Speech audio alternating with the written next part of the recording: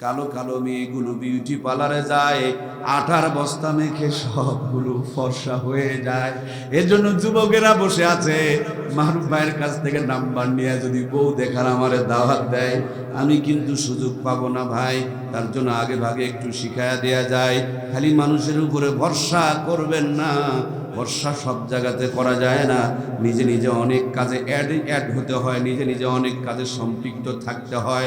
দুলাভাইয়ের সঙ্গে হোক, বাবার সঙ্গে হোক, মায়ের সঙ্গে হোক, আর চাচার সঙ্গে হোক, আপনার বউ আপনি নিজে দেখার জন্য যাবেন। বউ দেখতে গিয়ে খালি নাকের মধ্যে কাপড় দিয়ে থাকলে চলবে না, আপনি দেখবেন, কারণ পরে আর আফসোস করে কোনো লাভ। ঘটককে বলবেন আমার হবু বউ আমার সামনে তারে ওযু করতে দাও। সে যদি সুন্দর করে ওযু করতে পারে, বুঝে দিবেন ওইটা নামাজ পড়ে। আর যেইটা নামাজ পড়ে, নামাজিকে যদি ঘরে নিতে পারেন, ভাঙা ঘরটারে জান্নাতের টুকরা বানিয়ে দিবেন কে? যদি ওযু করতে না পারে, ঘটক যদি বলে তাহাজ্জুদ পড়ে, তাহলে বুঝবেন এটা ধোঁকাবাজি, গাঁজাখড়ি কথা। কথা বলুন ঠিক কিনা? মাঝে মাঝে কিছু মেয়েরা হুজুরদের বিরুদ্ধে দেখবেন নেটের মধ্যে এসে বক্তৃতা দেয়। ওদের বক্তৃতা শুনে মনে হয় এই মাত্র জান্নাত থেকে পালায় আসছে। কি বোঝা যায় না? মনে হয় ওর চাইতে ফেরেশতা দুনিয়াতে আর কেউ, অথচ কতবার যে সেঞ্চুরি করছে আল্লাহ ছাড়া আর কেউ জানে না। আল্লাহ জাতিকে হেফাজত করে বলুন আমিন। প্রিয় ভাইয়েরা আমার, কথা হচ্ছিল আপনাদের খেদমতে ওযু করতে দেবেন। ওযু করতে যেগুলো ধোয়া যায়, হাত ধোয়া, পা ধোয়া, মুখ ধোয়া, এই পর্যন্ত দেখা কিন্তু জায়েজ আছে। এই পর্যন্ত দেখলে কোনো সমস্যা নাই। যদি দেখেন চেহারাটা ধলো আর পা গুলো কালো, যুবকেরা নাই নাকি গো? বলুন এটা অরিজিনাল না কালার করা? কথা কি বোঝা যাচ্ছে? তাহলে চেহারা যদি ভালো আর পা যদি দেখেন কালো, বুঝবেন এটা কালার করা জিনিস, এটা আসল। নিলে আপনি নিতে পারেন, কিন্তু পরে গিয়া ঝামেলা আপনি করতে পারবেন না। নইলে এখনকার মেয়েদেরকে বিয়ের আগে বিউটি পার্লারে ভূত পরি দেবতা বানায় নিয়ে আসে, আর গোসল করার পর চেহারা অন্য মতন হয়ে যায়। বাসর ঘরের থেকে বের হলেই তাদের গন্ডগোল সূচনা হয়, ঠিক কিনা? এর জন্য নবীজি বলেছেন, সুন্দর দেখে বিয়ে করো। সৌন্দর্যের দরকার আছে। যাকে দেখে ভালোবাসা লাগে, ভালোবাসা জাগে, এরকম একজন জীবন সঙ্গিনী দরকার আছে। আল্লাহর হাবিব 3 নম্বরে বলেছেন, বংশ দেখে বিয়ে করো, বংশের বড় দাম। মাঝে মাঝে দেখবেন ছোট পরিবারের মেয়েগুলো যদি বড় পরিবারে যায়, ওদের অ্যালার্জি আর চুলকানি বেড়ে যায়, ভিতরে অহংকার ধরে যায়। তখন মনে মনে ভাবতে এরকম শুরু করে, মুই কি হনু রে? বুঝে যাচ্ছে না? যায় যায়, এরকম ভাব কি দেখা যায় না? শ্বশুর শাশুড়ি কাউকে মানতে চায়, বিয়ের পরের দিন থেকেই বেচারির চিন্তা পরিকল্পনা শুরু হয়ে গেল, স্বামীকে নিয়ে কেমনে আলাদা হবে, ভিন্ন হবে, শহরে যাবে। এরকম বৌমা নামের বোমা আপনাদের এলাকায় তো নাই? আছে? তাহলে দেখি আমার এলাকার আপনার এলাকা একই এলাকা, মোটামুটি কিছু কথা কি বলবো। এখন ভাবিরা চিন্তা করলো যে হুজুর আবার এদিকে কেন হাত বাড়াবে। চলেন প্রিয় ভাবিরা, শুধু আপনাদেরকে নিয়ে বলবো না, আরো কিছু তথ্য আছে। আল্লাহ আমাদের সকলকে ইসলাম মেনে চলার তৌফিক দান করুন, বলুন আমিন। এই মেয়েটা একবার চিন্তা করে দেখলো না, আমার স্বামীকে পেটে রেখেছিল কে, ডেলিভারি করলো কে, দুধ পান করালো কে, লেখাপড়া শেখালো কে, চাকরি নিয়ে দিল কে, ব্যবসায় প্রতিষ্ঠিত করলো কে, 40 বছর ধরে আমার স্বামীর পিছনে জীবন যৌবনকে বিসর্জন দিয়া, উৎসর্গ করে দিয়ে আমার স্বামীকে প্রতিষ্ঠিত করলো কে। তাদের থেকে যদি স্বামীকে নিয়ে কোনো মেয়ে আলাদা হয়ে যায়, এর চাইতে কপাল পোড়া হতভাগা ছোট লং বংশের মেয়ে আর দুনিয়াতে কেউ হতে পারে না, ঠিক কিনা? আমি আমার ভাবিগুলোকে বলতে চাই, তুমি যদি মানুষের ছেলেকে কেড়ে নিয়ে চলে যাও, তোমার পেটের ছেলেকে কেড়ে নেওয়ার জন্য আল্লাহ অন্য কাউকে তৈরি করতেছেন। কথা বলুন ঠিক কিনা? এর জন্য বোনগুলোকে বলবো, আমার কলিজার টুকরা বোনেরা, খেয়াল করবেন শ্বশুর শাশুড়ির দিকে। আহারে বর্তমান তো ডিজিটাল জামানা, মোবাইল ফোন বের হয়েছে। মোবাইল থাকে স্বামীর বাড়িতে, মাথা থাকে বাপের বাড়ি। কথা কয় না? সকালে একবার, দুপুরে একবার, রাতে একবার, ঘুমানোর আগে একবার, ঘুমাতেন ওঠার পর আর একবার। মাই ওষুধ খেলো কিনা, বাবাই পেলো কিনা, থাকে স্বামীর বাড়িতে চিন্তা করতে করতে মাথার চুল পাকায়া দেয়। স্বামীর বাপ মার সামনে গড়াগড়ি করে, ওই দিকে কোনো খবর। এই কথা বলেন না কেন গো? খবর। ওর মা যেন ভাত পায়, ভাতারের মায়ের খবর। আজ কি বোঝা যাচ্ছে? ওর মা যেন ভাত পায়, স্বামীর মায়ের কোনো খবর। এগুলো কি ইমানদার মা বোনের পরিচয়? আমি আমার বোনগুলোকে বলতে চাই, বোন ও আপা, এখানে সুইচে চাপ দিলে ওখানে আলো জ্বলে গো, সুইচে চাপ দিলে আলো জ্বলে গো। তুমি যদি তোমার শ্বশুর শাশুড়িকে দেখতে পারো, তোমার বাপ মা ভালো থাকবে। আর শ্বশুর শাশুড়ির প্রতি যদি জুলুম অত্যাচার করো, যতই চিন্তা করো, ফন্দি করো, ধান্দা করো, আল্লাহ আযাব আর গজব তাদের উপরে নাজিল করবেই করবে। আজকে বোঝা যাচ্ছে? সুইচে চাপ দিলে আলো জ্বলবে, এখানে ভালো ব্যবহার করলে আল্লাহ বাপ মাকে ভালো রাখবে। আর এখানে শ্বশুর শাশুড়ির সাথে খারাপ ব্যবহার করলে যত ঔষধ খাওয়াও, প্যারালাইসিস কোনোদিন ভালো হবে। এগুলোকে ওয়াশ বলে না, এর নাম হলো বাংলা ওয়াশ। ওয়াশ, কাপড় ওয়াশ করে না? ইউটিউবে আমার নাম ভুলে গেলে খালি ওয়াশ লিখে সার্চ দিবেন, আমার ওয়াশ বলে ওয়াশ। ম্যাক্সিমাম ভাবিগুলো স্বামীর বাড়িতে থাকে আর বাপ মার চিন্তা করে, অথচ স্বামীর বাপ মা যে গড়াগড়ি করে ওইদিকে তাদের কোনো নজর। এদের চোখ কানা নাকি? ওর বাপ মার চিন্তা করে আর স্বামীর বাপ মাকে দেখতে পারে না। এগুলো কি বৌমা না বোমা? কম না বেশি? সুবহানাল্লাহ।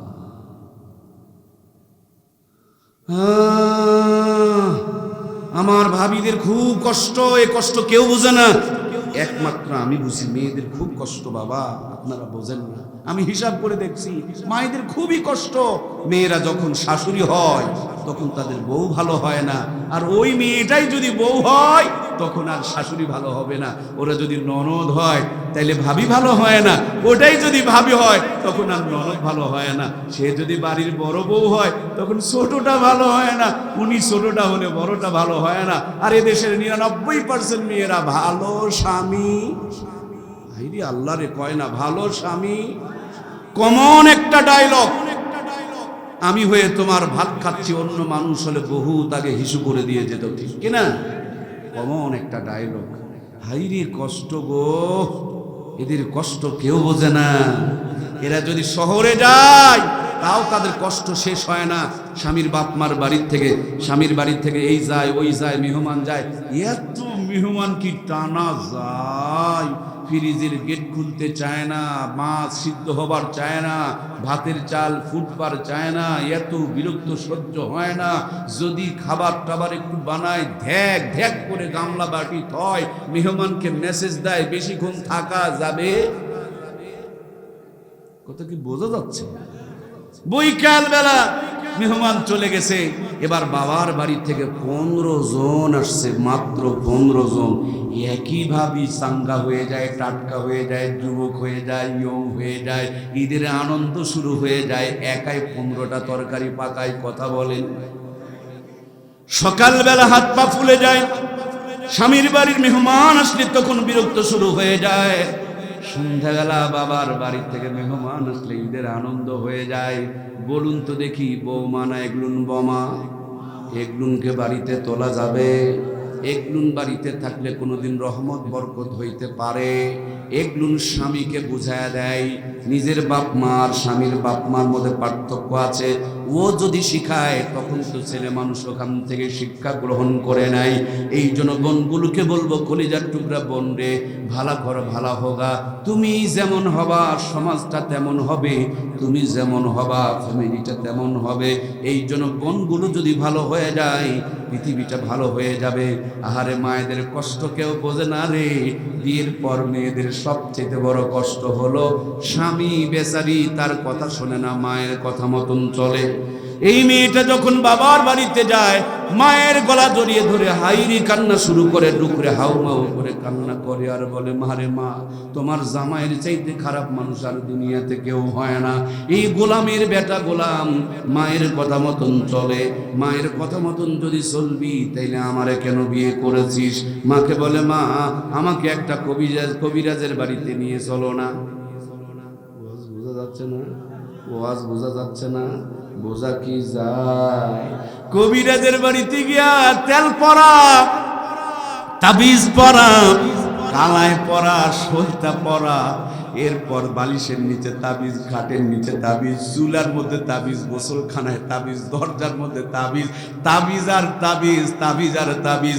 এদেশের ওলামা ইকরাম গবেষণা করে বলেছেন 100টা মানুষের ভিতরে 30 থেকে 35 জনের উপরে তাবিজ কবজ বর্তমানে গড়ের উপরে 30 থেকে 35-এর উপরে করা আছে।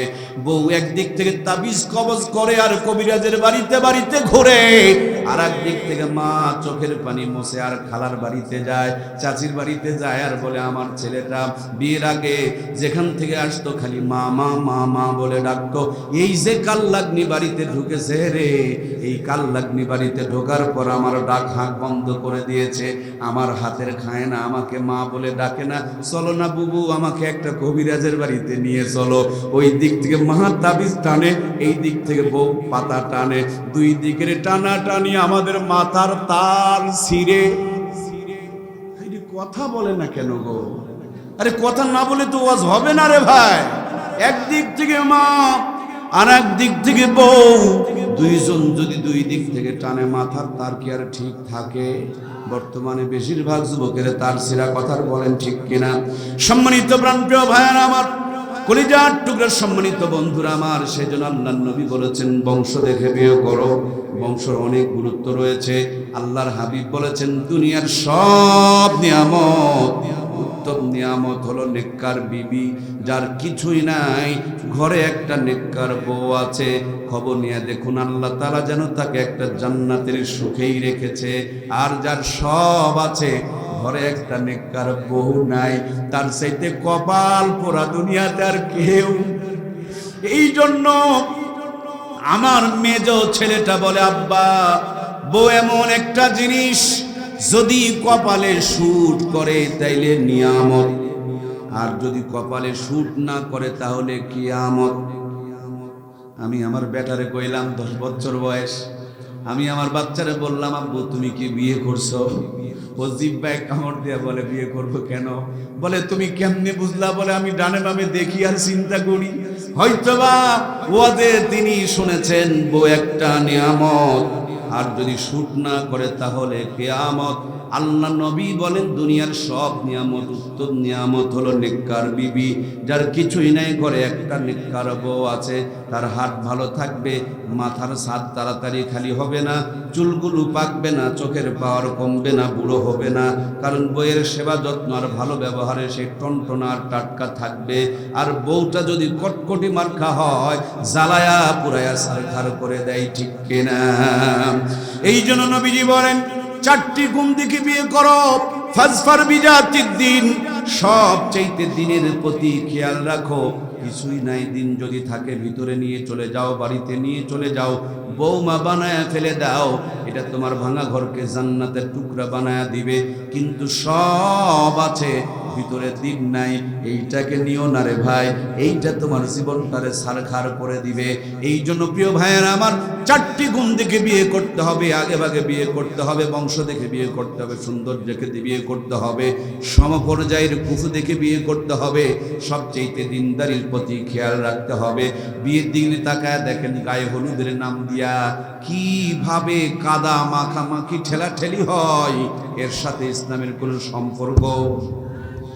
বিয়ের দিনে তাকিয়ে দেখুন বরযাত্রী 500 জন নিয়ে যায়, এর চাইতে কোনো ফোকরামিও তোমার মেহমান শ্বশুর বাড়িতে নিয়ে যাইবা কেন? এখনো তো বিয়ে হয় না, এতগুলো মেহমান নিয়ে যাও কেন? তোমার হেডম যদি থাকে নিজের বাড়িতে তুমি দাওয়াত দেয়া খাওয়াবা, নিজের মেহমান 500 জন, ওই পরের বাড়িতে নিয়ে যাওয়া যাবে না। এমনি তো মেয়েটাকে কষ্ট করে লালন পালন করেছে, কলিজার টুকরাকে তোমার হাতে তুলে দিতেছে, তার কলিজাটা ছিঁড়ে যাচ্ছে, এর উপরে যদি 500 মানুষ তুমি নিয়ে যাও, গোস্ত 2 টুকরা কম হলে যদি ঝগড়া শুরু করে দাও, এর চাইতে রাক্ষস অখায়া আল্লাহর জমিনে আর কেউ নাই। কথা বলুন ঠিক কিনা? 2-4-10 জন নিয়ে যেতে পারো, এটা মানবতা। 50 জন, 500 জন, 5000 জন, এগুলো মানবতা নয়, এগুলো ডিজিটাল কায়দার ধোঁকাবাজি। কথা বলুন ঠিক কিনা? বন্ধুরা আমার, বিয়ের দিকে তাকিয়ে দেখুন, বিয়ের পর বউ ভাতের নাম দিয়া বড় করে অনুষ্ঠান করে, আর অনুষ্ঠান শেষে টেবিল নিয়ে বসায়া দেয়, একজন পান খায়, মুখ দেখে আর টাকা দেয়। আমাদের এলাকায় আছে, আপনাদের এলাকায় আছে না নাই? আমি বলি এটা ডিজিটাল কায়দার ভিক্ষা করার ডিজিটাল পদ্ধতি। ওরা করে রাস্তায়, এরা করে চেয়ারে বসে। ওরা তো বউ দেখায় ভিক্ষা করে না, আর এই বেয়াদবগুলো নিজের বউকে দেখায় মানুষের থেকে টাকা নেয়, অনুদান নেই। তোমার ক্ষমতা নাই, খাওয়াবা না, খাওয়াবা, তাহলে কেন তুমি তার প্রতিদান নিবা? এটার মধ্যে ইসলামের সাথে কোনো সম্পর্ক নাই। বিয়ের মধ্যে তাকায় দেখেন, ডেক্সেটের ভলিউম এত জোরে চেঁচায় দেয়, এলাকার মানুষের 3-4 দিন পর্যন্ত ঘুম নাই। অথচ বিয়ে একটা ইবাদত, নতুন জীবন শুরু হবে, বরকত দেয়া শুরু করতে হবে, ইসলাম দেয়া শুরু করতে হবে। বিয়ের দিন এশার নামাজ পড়ে বিবিকে পাশে নিয়ে 2 জন 2 রাকাত নফল নামাজ আদায় করে নিন। এরপর বিবির মাথায় হাত রেখে মাসনুন কিছু দোয়া আছে, দোয়াগুলো করে নিন। যদি দোয়া নাও পারেন, স্বামী স্ত্রী 2 জন একসাথে আমার আল্লাহর কাছে হাত উত্তোলন করেন। আমার রব আরবিটাও বোঝে, বাংলাটাও বোঝে। নিজের দোয়া খালি মানুষকে দিয়ে করালে হবে না, নিজের দোয়া নিজে নিজে করেন। ওগো আল্লাহ, আমাদের পিছনের জিন্দেগির গুনাহ মাফ করে দাও, সামনের জীবনটারে বরকতময় করে দাও, আমাদের মধ্যে মিল মোহাব্বত ভালোবাসা বাড়ায় দাও, আমাদের পরিবারে ইমাম হাসান আর হুসেনের মতন নেক সন্তান পাঠায় দাও। বিয়ের দিনে বাসর ঘরে কেউ যদি এইভাবে দোয়া করতে পারে, তার জীবনটাকে রহমত আর বরকত দিয়ে ভরে দিবেন কে? প্রাণপ্রিয় ভাইয়েরা আমার, ইসলাম আপনাকে ওযু করা শিখিয়েছেন, ইসলাম আপনাকে টয়লেটে যাওয়া শিখিয়েছেন, চুল কাটা শিখিয়েছেন, ভাত খাওয়া শিখিয়েছেন। ইসলাম মনে হয় আপনাকে প্রেম করা শেখায় নাই। না গো বন্ধু, না। ইসলামে কিন্তু প্রেম করারও নিয়ম আছে, তরিকা আছে, পদ্ধতি আছে। রাতের শুরুতেই নয়, শেষেই নয়, মাঝখানে যেন হয়। শুরুতে গিয়া বিড়ি টানতে টানতে আই লাভ ইউ বলবেন, আর মুখের দুর্গন্ধ ধাক্কা লেগে ভালোবাসা জানালা দিয়ে দৌড় মারবে, এমনটা যেন না হয়। ওযু গোসল ইস্তেঞ্জা যা কিছু ছেড়ে দিবেন, ব্রাশ ব্রুশ করে নেবেন, সুগন্ধ ব্যবহার করে নেবেন। হালাল বিবির সাথে যখন মিলিত হতে যাবেন, আগে একটু দোয়া পড়ে নেবেন, আল্লাহুম্মা জান্নিবনা শাইতানা। বাকিটুকু বলবো না, ওটাও সবাইকে শিখতে হবে, নইলে কিন্তু ভালো সন্তান পাওয়া যাবে না। অনেক সন্তানের বাবা আছে, কিন্তু বিয়ে করেছেন, সন্তানের বাপ হয়েছেন, সন্তান জন্ম দেওয়ার দোয়া জানে না। অনেকে আবার বলে, ওই সময় কি দোয়া করার কথা মনে থাকে? কেন আপনার দোয়া করার কথা মনে থাকবে না? ইসলাম একটা পূর্ণাঙ্গ জীবন ব্যবস্থা, জন্ম থেকে মৃত্যু পর্যন্ত, রান্নাঘর থেকে সংসদ পর্যন্ত, পায়ের তালু থেকে নিয়ে মাথার চুলের আগা পর্যন্ত, জীবনের প্রত্যেকটা কাজ যদি সুন্নত তরিকায় হয়, এটাই হলো জান্নাতি তরিকা, এটাই হলো নবীর উম্মতের 1 নম্বর দায়িত্ব এবং কর্তব্য। আমার প্রাণপ্রিয় ভাইয়েরা, হালাল বিবির সঙ্গে মিলিত হয়েছেন, বিছানায় কাত হয়ে নাপাক গায়ে পড়ে থাকবেন না। না, যত তাড়াতাড়ি পারেন পবিত্রতা অর্জন করেন। অনেককেই যদি জিজ্ঞেস করেন গোসলের ফরজ কয়টা, কখনো বলে 6টা, কখনো বলে 9টা। যদি জিজ্ঞেস করেন গোসলের নিয়ত কি, কখনো বলে নওয়াইতুন গোসলা সাবান দিয়া কসলাম। এই যদি হয়, গোসলের ফরজিয়ত আদায় করে নওয়াইতুন গোসলা বলে সাবান দিয়ে কসলা যদি গায়ের চামড়া তোলে, আর গোসলের 3টা ফরজিয়ত যদি আদায় না হয়, ভালোভাবে কুলি করা, নাকের নরম জায়গা পর্যন্ত পানি পৌঁছানো, সমস্ত শরীর সুন্দর করে ধৌত করা, 3টা ফরজিয়ত যদি আদায় না হয়, ওযু করলে ওযু হবে না। ওযু যদি না হয়, নামাজ হবে না। নামাজও যদি না হয়, তাহলে তো দোয়া কবুল হবে কি হবে? গোড়াই ভুল হয়ে আছে আমার প্রিয় ভাইয়েরা। মায়ের পেটে ঢুকেছি, মায়ের কোনো ভাবনা নাই, বাবার কোনো চিন্তা নাই, কিন্তু রব আপনাকে আমাকে বলে নাই মায়ের পেটের মধ্যে নারীর সাথে সংযোগ করে দিয়া 10 মাস 10 দিন ধরে মাতৃগর্ভে লালন পালন করেছেন তিনি কে?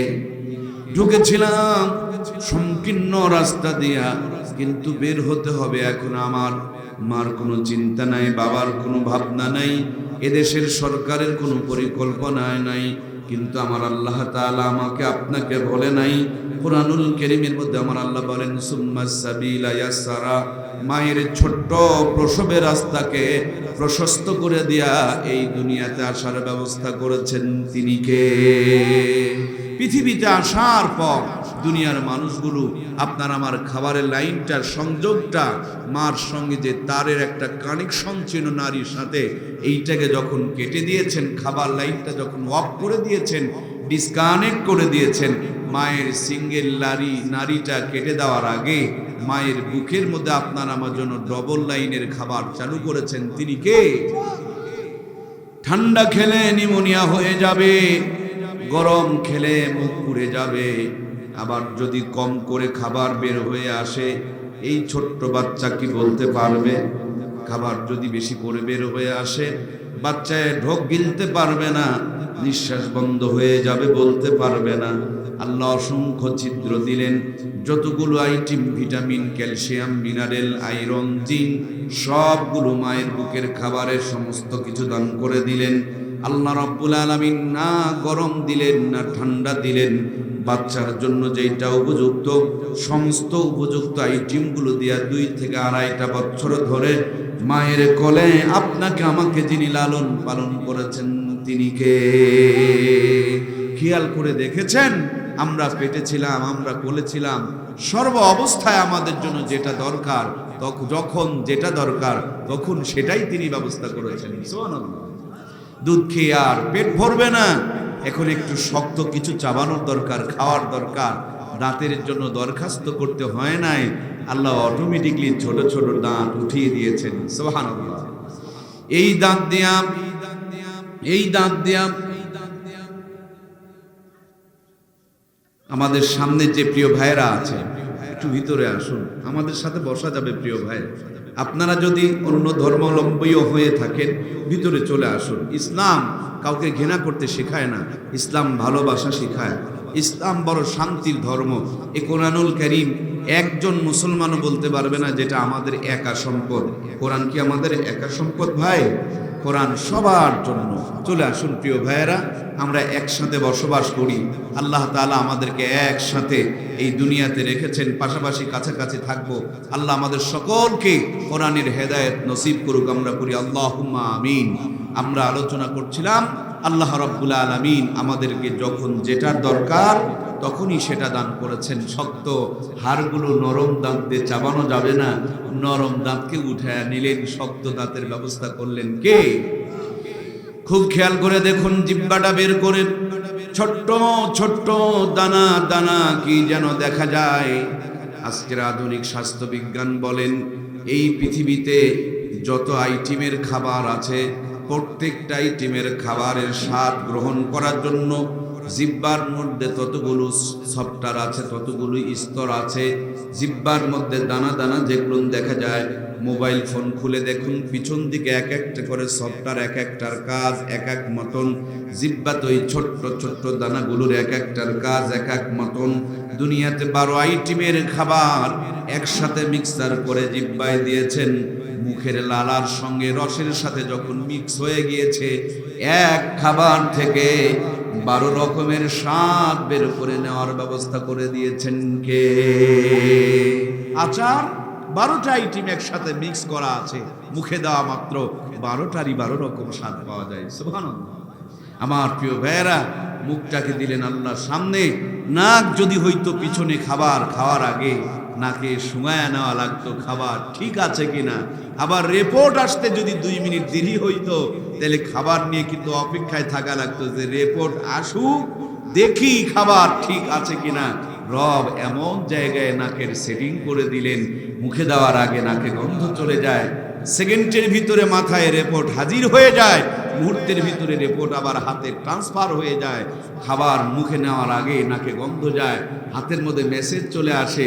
ভালো যদি হয় মুখের দিকে হাত উঠতে থাকে, খারাপ যদি হয় ডাস্টবিনের দিকে হাতটা চলে যায়।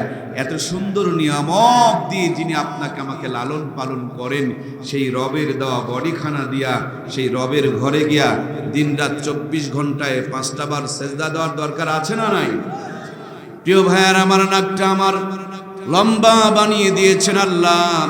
যদি নাকের মতন চোখগুলো লম্বা হয়ে যেত, নাক যেমন লম্বা চোখ যদি লম্বা হতো, কোথাও গুতা লেগে চোখের পানিগুলো বের হয়ে গেলে আপনি আমি কানা হয়ে যেতাম। মা দেখতাম না, বাবা দেখতাম না, আলো দেখতাম না, অন্ধকার দেখতাম না, পৃথিবীর কোনো কিছুর কালার অনুভব করতে পারতাম না। নাকের চাইতে চোখ বড় দামি, এজন্য আল্লাহ তাআলা ভিতরে দিয়ে দিলেন, সাইড দিয়ে শক্ত কভার দিয়ে দিলেন, উপর দিয়ে আবার শাটার লাগিয়ে দিয়েছেন কে? সুবহানাল্লাহ বলবেন না? কি সুন্দর নিয়ামত, উপরে একটা শাটার দিয়ে দিয়েছেন। গাছের ডাল ভেঙে পড়েছে, চোখ দেখা মাত্রই পর্দাকে বন্ধ করে ফেলেছে। মোটরসাইকেল কিন্তু চলতেছে, টাইম মতন যদি খুলতে না পারেন সামনের গাছে ধাক্কা লেগে যাবে, মুহূর্তের মধ্যে অফ হয় আবার চালু হয়ে যায়। সুবহানাল্লাহ বলেন। আমার পাশের জেলা পাবনাতে গিয়া দেখুন, পাগলা গারদ নামক একটা জায়গা আছে, দেখতে কত সুন্দর, কত কোটিপতির সন্তান, অনেক শিক্ষিত মানুষ, চাকরি ছিল, ব্যবসা ছিল, অনেক ক্ষমতা ছিল, অনেক দাপট ছিল। মাথার কোনো একটা তার ছিঁড়ে গিয়েছে, মাথার কোনো একটা সংযোগ ডিসকানেক্ট হয়ে গিয়েছে। লোকটা এখন পাগল, আপন পর চিনে না, ভালো মন্দ বোঝে না, নিজের পায়খানা নিজের শরীরে মেখে রাস্তার কিনারে ভিজা শীতের দিনে ভিজা কাপড় পরে দাঁড়িয়ে থাকে। আমার আল্লাহ তাআলা সব দেওয়ার পর আপনারা আমার মাথার ওই তারটাকে যদি কেটে দিতেন, ডিসকানেক্ট করে দিতেন, বিচ্ছিন্ন করে দিতেন, সংযোগটাকে যদি দুর্বল করে দিতেন, এই এলাকার মধ্যে আপনি আমিও পাগল হইয়া পলিথিন কুড়াইয়া ভিজা কাপড় পরে রাস্তার কিনারে দাঁড়িয়ে থাকতাম, ঠিক কিনা? যে আল্লাহ তাআলা এখনো পর্যন্ত আপনাকে আমাকে সুস্থ রেখেছেন, সেই রবের দেওয়া মাথাটা রবের কুদরতি কদমে লাগানোর দরকার আছে না নাই? আমরা যে পোশাকগুলো ব্যবহার করছি, যে কাপড়গুলো ব্যবহার করতেছি, এই কাপড়গুলো কেনার সময় টাকা দিছি না দেই নাই? কাপড়কে যিনি বানিয়ে দিয়েছেন, যাকে দর্জি বলে থাকি, খলিফা বলে থাকি, বলুন তো দেখি খলিফার বিল, খলিফার মজুরি খলিফাকে পরিশোধ করা হয়েছে না হয় নাই? যদি আপনি আপনার কাপড়ের বিল পেমেন্ট না করে থাকেন, খলিফার মজুরি পেমেন্ট না করে থাকেন, আপনার কাছে কিন্তু বেঈমানি মনে হয়, আপনার কাছে আপনাকে অপরাধী মনে হয়। আমাকে এত সুন্দর করে যিনি কাপড় বানিয়ে দিলেন, আমি তো তার পেমেন্ট করলাম না, বিল তো পরিশোধ করলাম না। কাপড় বানানেওয়ালা বিল পাই, কাপড় বানানেওয়ালা মজুরি পায়, কিন্তু কাপড়ের ভিতরের এই আস্থা মানুষটাকে যিনি বানিয়েছেন তার কুদরতি কদমে সেজদা নাই। কাপড়ওয়ালা ঠিকই তার মজুরি পেল, কিন্তু কাপড়ওয়ালাকে যিনি বানালেন, আপনাকে আমাকে যিনি বানালেন, তার কুদরতি কদমে আমাদের কিন্তু সেজদা হয় না। কথা বলুন ঠিক কিনা? এর চাইতে বড় বেঈমানি, প্রতারণা, ধোঁকাবাজি আর কিছু হয় না। সুতরাং পৃথিবীর যেদিকেই তাকাবেন সব দিকে ভালোবাসাগুলো কার? আমার আল্লাহ। তিনি সব নিয়ামত দিয়েছেন। আমাদের দিনাজপুরের জমি ধানের জন্য বিখ্যাত, লিচুর জন্য বিখ্যাত, নাকি বলেন প্রিয় ভাইয়েরা? পাশে আবার নওগাঁ জেলা আপনারা জানেন বর্তমানে আমের জন্য বিখ্যাত। সিলেটের জমিন চার জন্য বিখ্যাত। দক্ষিণবঙ্গে পানির ভিতরে মাছের জন্য বিখ্যাত। আবার একই জমিনে আম গাছ লাগিয়েছেন, কাঁঠাল গাছ লাগিয়েছেন, লিচু গাছ লাগিয়েছেন। প্রত্যেকটা গাছের গোড়া এক জমিনে, মাথা এক জায়গায়, কিন্তু এক একটার মধ্যে এক এক রকমের স্বাদ। আম গাছের স্বাদ, আমের স্বাদ আর কাঁঠালের মধ্যে কোনো মিল নেই, কাঁঠালের সাথে লিচুর কোনো মিল নেই। লিচু গাছের কর্নারে নারিকেল গাছ দাঁড়িয়ে আছে, মাথার মধ্যে পানি আর রুটি নিয়ে অপেক্ষায় রয়েছে। নারিকেল গাছের পাশে ওই খেজুরের গাছটা শীতের দিনে কার ইঙ্গিত পেয়ে আপনাকে আমাকে রসপান করাইতেছে গলা কেটে। সেই খেজুর গাছের রসগুলো টপ টপ করে যেখানে পড়ে, সেখানে একটা মরিচের গাছ, ঝালের গাছ লাগায়া দিবেন, মিষ্টি রস পাবে কিন্তু ভিতরে ঝাল পয়দা হবে। ঝাল গাছের সাথেই যদি নিম গাছ হয়, নিম গাছের মধ্যে তিক্ততা পাওয়া যায়। নিম গাছের সাথেই যদি তিতলের গাছ হয়, তার মধ্যে টক পাওয়া যায়। একই জমিন, একই আলো বাতাস, কিন্তু বান্দার জন্য লক্ষ লক্ষ কোটি কোটি খাবারের বন্দোবস্ত করেছেন তিনি কে? আমরা যদি মাছ নিয়ে আসি আর বেতন যদি মাছওয়ালাকে টাকা না দেই, মনে হয় যে আমি হারাম খাচ্ছি। গোস্ত নিয়ে আসার পর তার যদি বিল পেমেন্ট না করি, তাহলে মনে হয় আমি জুলুম করছি। কিন্তু মাছওয়ালা একজন থেকে আর একজনের হাতে ট্রান্সফার করে দেয়। মাছটাকে বানিয়েছেন কে ভাই? গোস্তওয়ালা একজনের থেকে গরু কুর কিনে নিয়ে এসে কুর জবাই করে গোস্ত বিক্রি করেন। সে তো গরু বানায় নাই, কিন্তু গরুটারে বানিয়েছেন কে? দয়া করে বলুন না। আমার প্রাণপ্রিয় ভাইয়েরা, জমিনে যিনি ধান আবাদ করেন, তিনি তো ওই বিছন লাগিয়েছেন, পানি দিয়েছেন, সার দিয়েছেন। আর যিনি চাল বিক্রি করেন, ধান কিনে নিয়ে এসে ধান ভেঙে সেখান থেকে চাল বিক্রয় করেন, সেটা কিনে নিয়ে টাকা দিয়ে আমরা খাই। কিন্তু তিনি একটা চালের দানা বানানোর কারো ক্ষমতা এখানে কি কারো আছে? ধান লাগানোর ক্ষমতা আছে, বাড়িতে শত শত মন ধান আছে, একটা চালের দানা বানানোর কারো কি ক্ষমতা আছে? প্রিয় ভাইয়েরা আমার, খুব খেয়াল করে দেখেন, পৃথিবীর যেই দিকে তাকাবেন, আমার রবির শুধু নিয়ামত আর নিয়ামত। এই জন্য আল্লাহ রাব্বুল আলামিন বলেন, দুনিয়ার সমস্ত গাছগুলোকে যদি কলম বানানো হয়, সাগরের পানিগুলোকে যদি কালি বানানো হয়, লিখতে লিখতে সাগরের পানি আর গাছগুলো শেষ হয়ে যাবে, আমার আল্লাহর নিয়ামতের শুকরিয়া আদায় করে শেষ হবে না।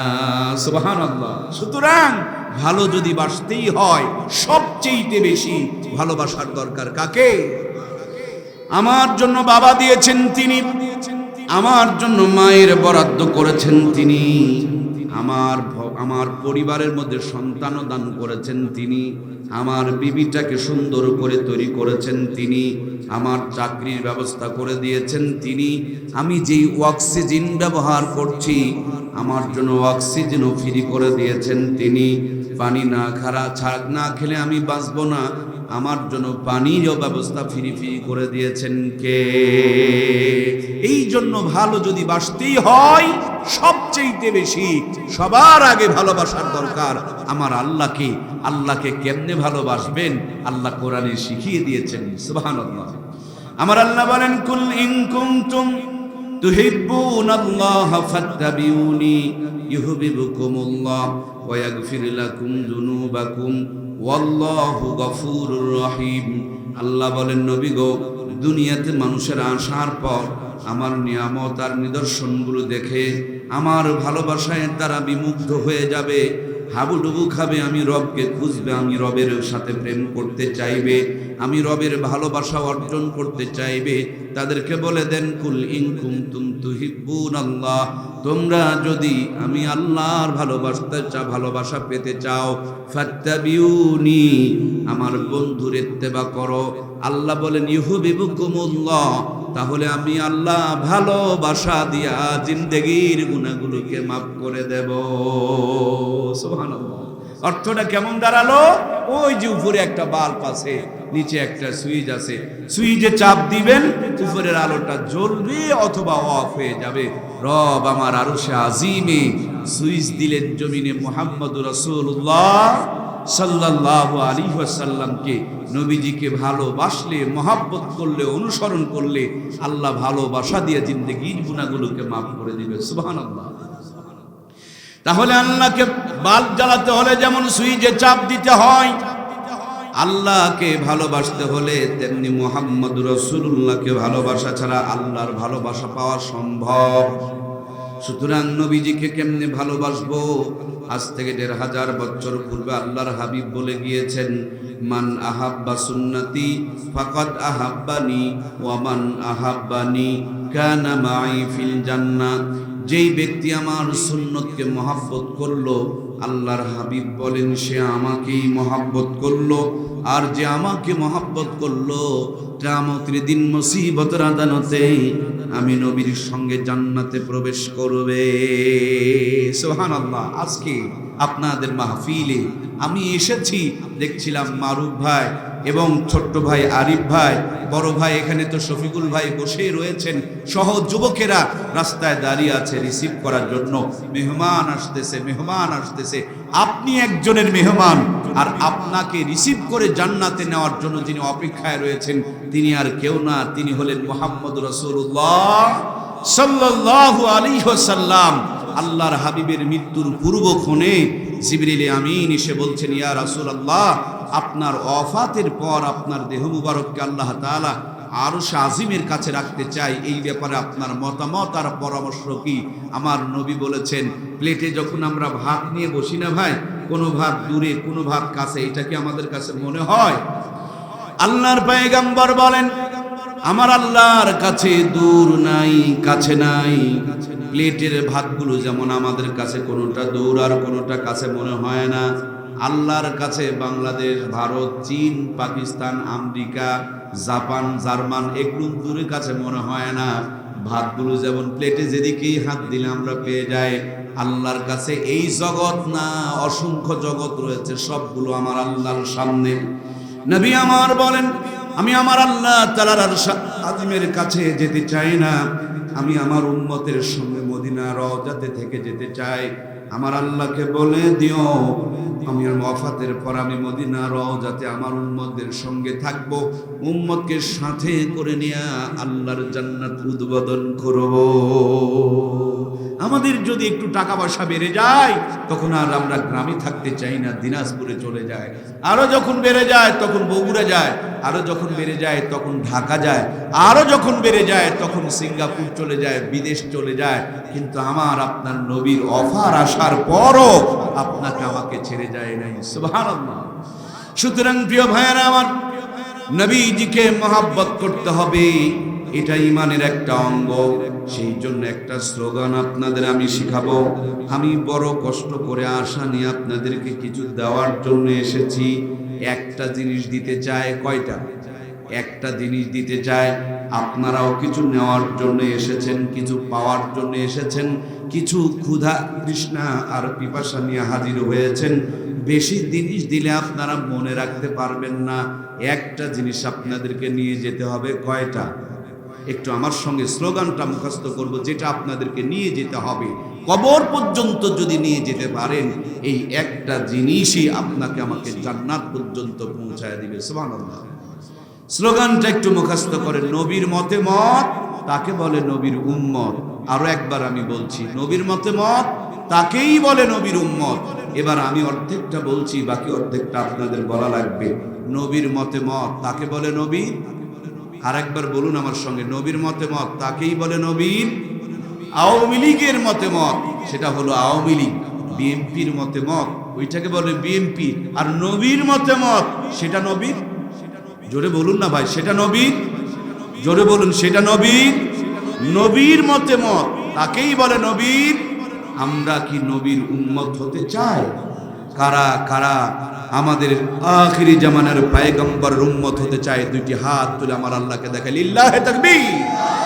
হাতগুলো এভাবে একটু নাড়া দেন না। আরশ আজিম থেকে আমার রব দেখছেন, আলো বাতাস সাক্ষী হয়ে থাকতেছে। আজকের এই সামিয়ানা আমাদের জন্য যেন নাজাতের জড়িয়া হয়ে যায়। ওগো আল্লাহ, তোমার নবীর খাঁটি উম্মত হতে চাই, তুমি আমাদেরকে সুন্নত মান্যওয়ালা উম্মত বানিয়ে দাও। আমরা করি আল্লাহুম্মা আমিন। আমরা ও সুন্নত গুলোকে আমল করে তোমার নবীর সঙ্গে জান্নাতে যেতে চাই। আমাদের জিন্দেগি সুন্নতের জিন্দেগি বানিয়ে দাও। সবাই করি আল্লাহুম্মা আমিন। তাহলে প্রিয় ভাইয়েরা, আজকে যে ওয়াজটা বাড়িতে নিয়ে যাবেন, ছোট্ট কথা, নবীর মতে মত, তাকেই বলে নবী। নবীর মতে মত, তাকেই বলে নবীর।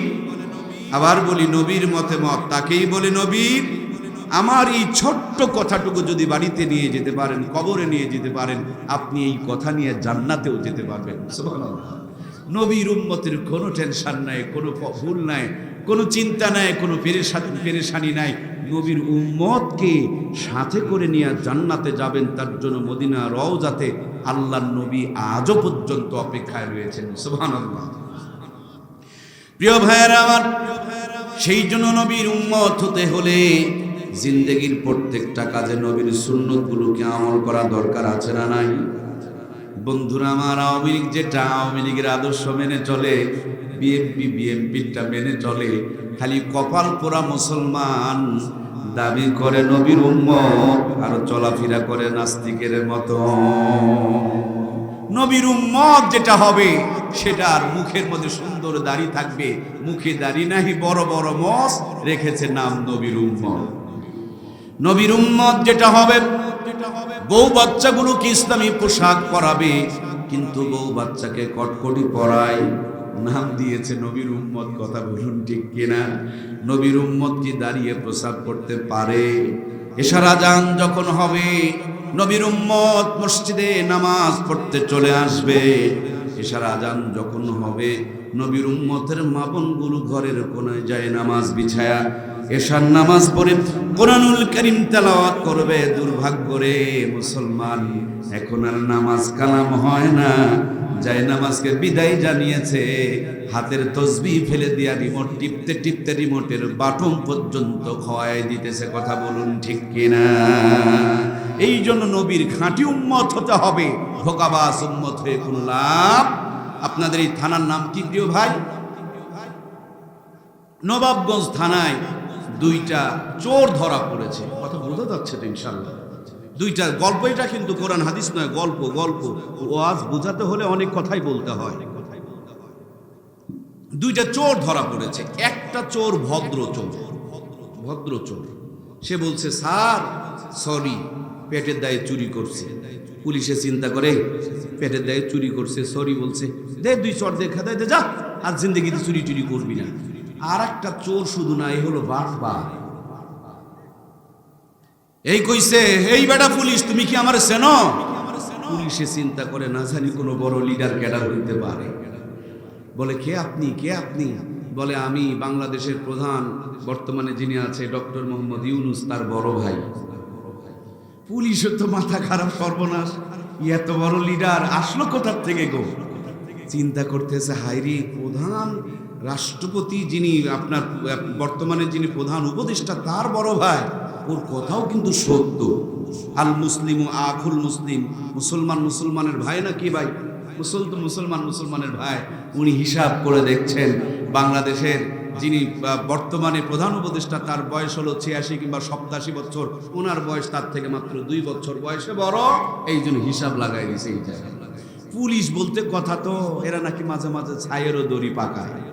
এখন মাথায় তাকায়, পাছায় তাকায়, কাপড়ে তাকায়, জুতায় তাকায়, ওর কথার সাথে বাস্তবতার কোনো মিল। তাকায় দেখে মাথার চুলগুলো গাঁজা টানতে টানতে জটলা বেঁধে গেছে।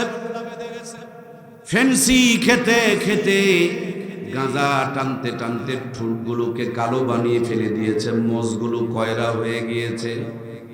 আর যারা ফেন্সি খায়, নিশা খায়, তাদের পাছায় কিন্তু গোস্ত থাকে না, প্যান্টগুলো অর্ধেকটা খুলে ঝুলে থাকে। কথা বলেন ঠিক কিনা? শরীর থেকে একবারে বন্ধুরা আমার, ওই যে পাঁঠা যেটা আছে, ছাগলের বুড়া, এটার চাইতে বড় দুর্গন্ধ বের হয়। পায়ের দিকে তাকায় দেখে পাও ফাটা, ঠ্যাং ফাটা। পুলিশে চিন্তা করে, ওরে বেটা, তুই এত বড় নেতার বড় ভাই, এখানে কি তোরে ছেড়ে দেওয়া যায়?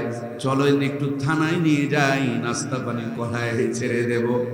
কিন্তু আল্লাহর বান্দা আসতে চায় না।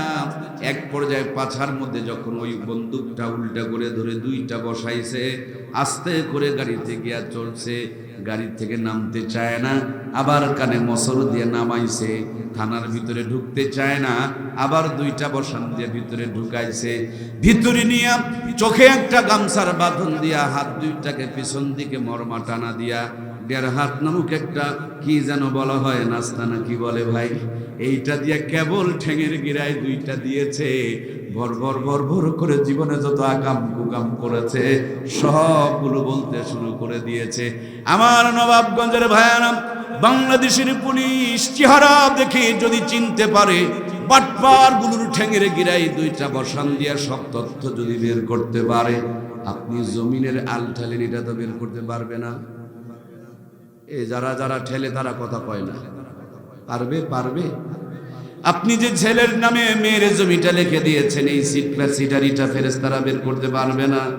সারা জীবন বলেছেন নবীর উম্মত, কিন্তু কাজ করেছেন শয়তানের মতন, সাপোর্ট করেছেন শয়তানের পক্ষে, সব সময় স্লোগান দিয়েছেন ইসলামের বিপক্ষে, আর দাবি করেছেন নবীর উম্মত। নামাজের জন্য যদি দাওয়াত দেওয়া হয়, কি সুন্দর মাসআলা শিখে রেখেছে, হুজুর কাপড় ঠিক নাই, এর 10 বছরেও কাপড় ঠিক নাই, 20 বছরেও কাপড় ঠিক নাই, 30-এও নাই, 40-এও নাই, 50-এও নাই, 60-এও নাই, মানে জিন্দেগিতে আর কোনোদিন কাপড় ঠিক হয় না, শরীর পাক হয় না। হঠাৎ যেই দিন আজরাইল দেখা করার আগে কাপড় ঠিক করার টাইম দেয়, খপ করে ধরে জানটা যখন বের করে নিয়ে চলে যায়, তখন শরীফুল ইসলাম নুরানিরে খোঁজো, মারফুল ইসলামকে খোঁজো, আরিফুল ইসলামকে খোঁজো, বড় বড় হুজুরকে খোঁজো। এই যে 60 বছরের নাপাক, 70 বছরের টাটকা একটা নাপাক, বড়ই পাতার গরম পানি দিয়া কি সুন্দর করে ধুইয়া মুইসা চকলেট মুড়ি দিয়া চালান করছে, বিসমিল্লাহি ওয়া আলা মিল্লাতি রাসূলুল্লাহ।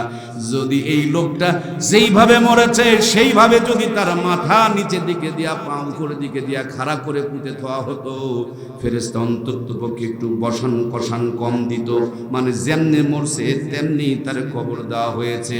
কিন্তু নাস্তিক, বাটপার, চিটার, ইসলামের দুশমনগুলো যখন মারা যায়, মরার পরে ওইটাকে ধুইয়া মুসা চকলেট মুড়ি দিয়ে আরো একবার চিটারি করে, বাটপারি করে মরার পরে হিন্দু আপনার বিধর্মীদের মতন চলাফেরা করে আর সুন্নতের দলে চালান করে।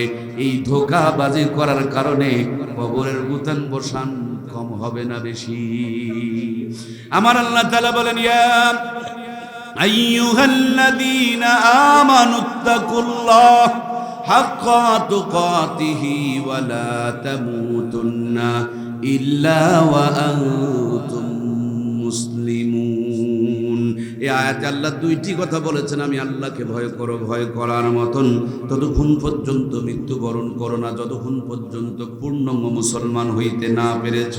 আল্লাহ মুসলমান হতে বলেছেন মরার আগে, আর আমাদের দেশে বাটপারি করে মুসলমান বানায় মরার।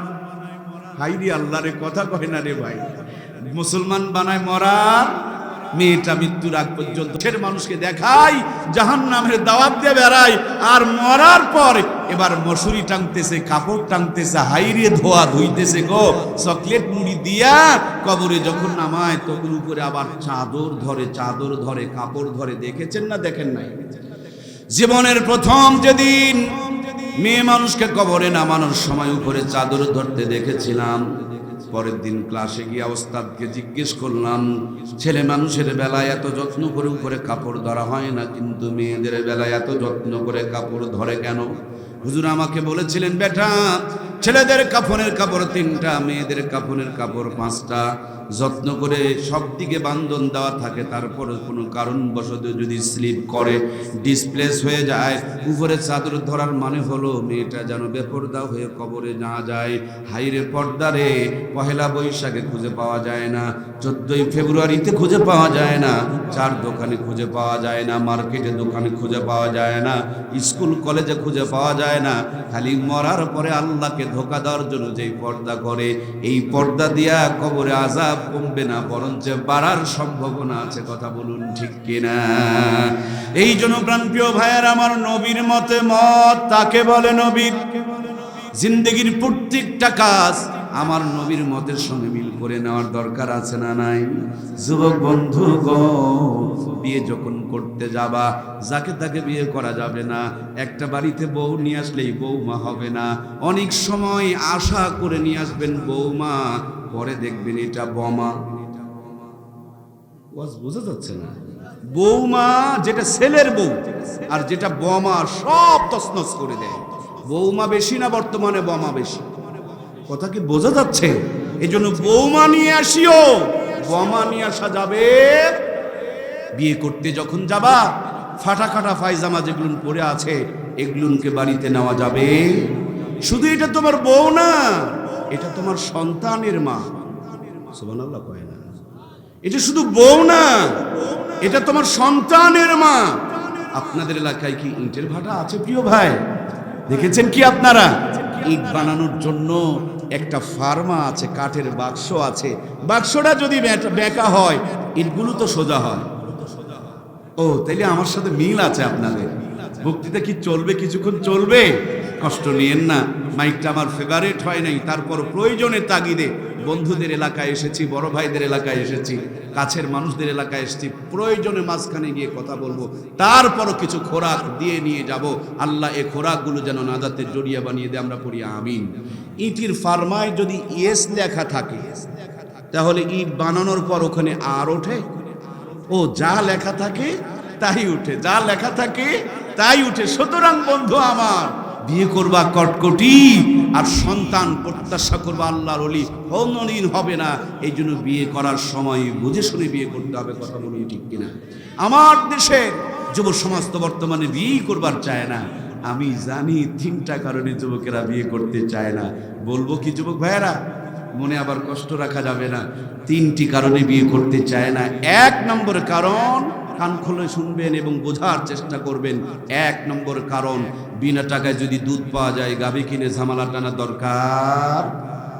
যারা বোঝার তারা হেসেছেন, আর যারা বোঝেন নাই তাদের মুখে হাসি নাই। বুঝতে কি পারছেন প্রিয় ভাই? বিনা টাকায় যদি দুধ পাওয়া যায়, গাভী কিনে ঝামেলা টানা দরকার। আমি তাদেরকে বলতে চাই, অতি চালাকের গলায় দড়ি। কথা বলুন ঠিক কিনা? চালাকের গু কয় জায়গায়? বোকা মনে করে পায়ে কি ভরছে ভরছে, লাথি দিয়ে ফেলে দিয়ে মুছে দিয়ে চলে যায়। চালাক পায়ের থেকে হাতে ঠেকায়, হাতের থেকে নাকে ঠেকায়। তুমি যে মানুষের হক মেরে বেড়াইতেছ, তোমার বউ অন্য জায়গাতে মারা দিচ্ছে। সুতরাং এই চালাকি আর ধাউরামি না করে, আল্লাহর নবী বলেছেন, ছেলে মেয়ের যখন বয়স হয়ে যাবে, জলদি করে বিয়ে দিয়ে দাও। এই বিয়ের মধ্যে বরকত রেখেছেন কে? 2 নম্বরে যেই কারণে যুব সমাজ বিয়ে করতে চায় না, তার 2য় নম্বর কারণটা হলো, ওনার বান্ধবী আছে 13টা, প্রত্যেকটা 3টা 4টা করে মোবাইলের সিম কার্ড ব্যবহার করে। সে হিসাব করে দেখছে, এগুলোকে নিয়ে পার্কে যাওয়া যায়, বাদাম খাওয়া যায়, কিন্তু বউ বানানো, কি কথা বলে, বউ বানানো যায়? আপনাদের এলাকায় কি নদী নাই?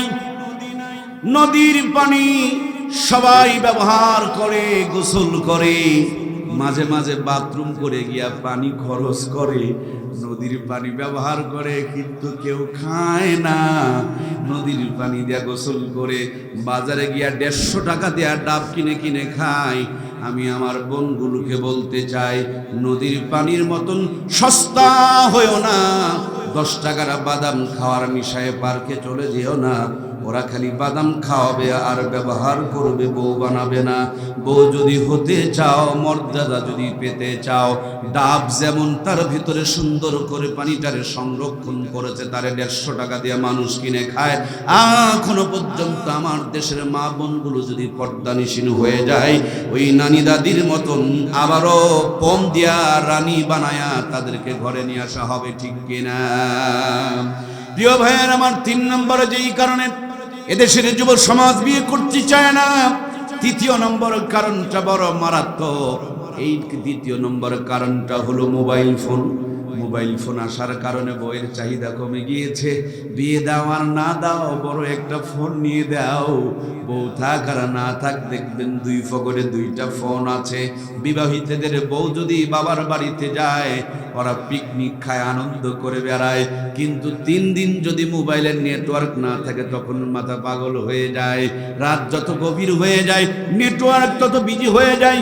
শয়তানের নিঙ্গুরখানা মোবাইল থেকে বের করে নিয়ে কানের মধ্যে ঢুকায় দেয়, ঘুষাঘুষি করে, আর চোখের নিচে কালো কালো দাগ পরে, পাছার থেকে পেন খুলে চলে যায়, ল্যাংটা ছবি বের হয়ে যায়, নিজেকে কন্ট্রোল করতে পারে না, নিজের জীবন নিজেই কুরবানি করে দেয়। দাদাই বিয়ে করতে চায়, নানাই বিয়ে করতে চায়, কিন্তু নাতিয়ে বিয়ে করতে ভয় পায়। তার মানে তারা দেখতে যুবকের মতন দেখা যায়, মগর ব্যাটারিতে কোনো চার্জ। কথা কি বোঝা যায়? ব্যাটারিতে চার্জ থাকলে 35 বছর কোনোদিনই একা থাকতে পারে? আল্লাহ তাআলা আব্বাজান আদমকে জান্নাত দান করলেন, সব নিয়ামত আছে, শুধু বউ নাই। এই জন্য জান্নাত ভালো। বেচারি ঘুমিয়ে পড়েছেন। বাম দিকের বাঁকা হাত দিয়ে আম্মাজান হাওয়ারে তৈরি করলেন আমার আল্লাহ। কি সুন্দর নাম, হাওয়া। হাওয়া মানে পাম, হাওয়া মানে বাতাস, হাওয়া মানে গ্যাস। খেয়াল করে দেখবেন রে ভাই, ভাত কাপড় ঠিক মতন দিতে পারেন আর না পারেন, সকাল সন্ধ্যা যদি একটু প্রশংসা করতে পারেন, আপনার বাড়ি পরিষ্কার থাকবে, খাবারের স্বাদ ভালো হবে, শ্বশুর বাড়ির থেকে হাদিয়া তৌফা আসবে, রাতের বেলা ঠ্যাং টিপে পাওয়া যাবে, পা টিপে পাওয়া যাবে, সব যদি থাকে। আর পাম যদি ঠিক মতন না দিতে পারেন, সব উলট পালট, সোজা উলট পালট হয়ে যাবে, ঠিক কিনা? এই জন্য বড় আম্মার নামই হলো হাওয়া। কেবল আম্মারে বানায়া দিয়েছে, জান্নাতে সুখে থাকতে শুরু করেছে, শয়তানের আর বরদাস্ত হলো না। শয়তান আদমরে কয়, চিরকাল যদি জান্নাতে থাকতে চাও, ওই যে গন্ধব ফল পেরে নিয়ে খাওয়ার কোনোদিন বের হওয়া লাগবে না। আব্বাজান আদম বুঝে ফেলে দিলেন এটা শয়তান, আল্লাহর বিপক্ষে বলছে। কথা বলুন ঠিক কিনা?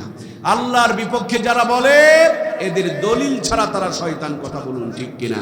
মিনাল জিন্নাতি ওয়ান নাস। আল্লাহ তাআলা জিন শয়তান এবং মানুষ শয়তানের হাত থেকে আমাদেরকে হেফাজত করুন, বলুন আমিন। বন্ধুরা আমার, আদম আলাইহিস সালামকে না পেরে হাওয়া আলাইহিস সালামের সামনে গিয়া কৌশল অবলম্বন করলেন, নিচে একটু মায়া কান্না শুরু করলেন। মেয়েদের মনটা বড় নরম, দিলটা বড় সরল, চোখের পানি তারা সহ্য করতে পারে না। চোখের পানি দেখে মোমের মতন গলে গেলেন। বললেন, বাবা, এ তো জান্নাত, শান্তির জায়গা, এখানে আপনি কান্না করেন কেন?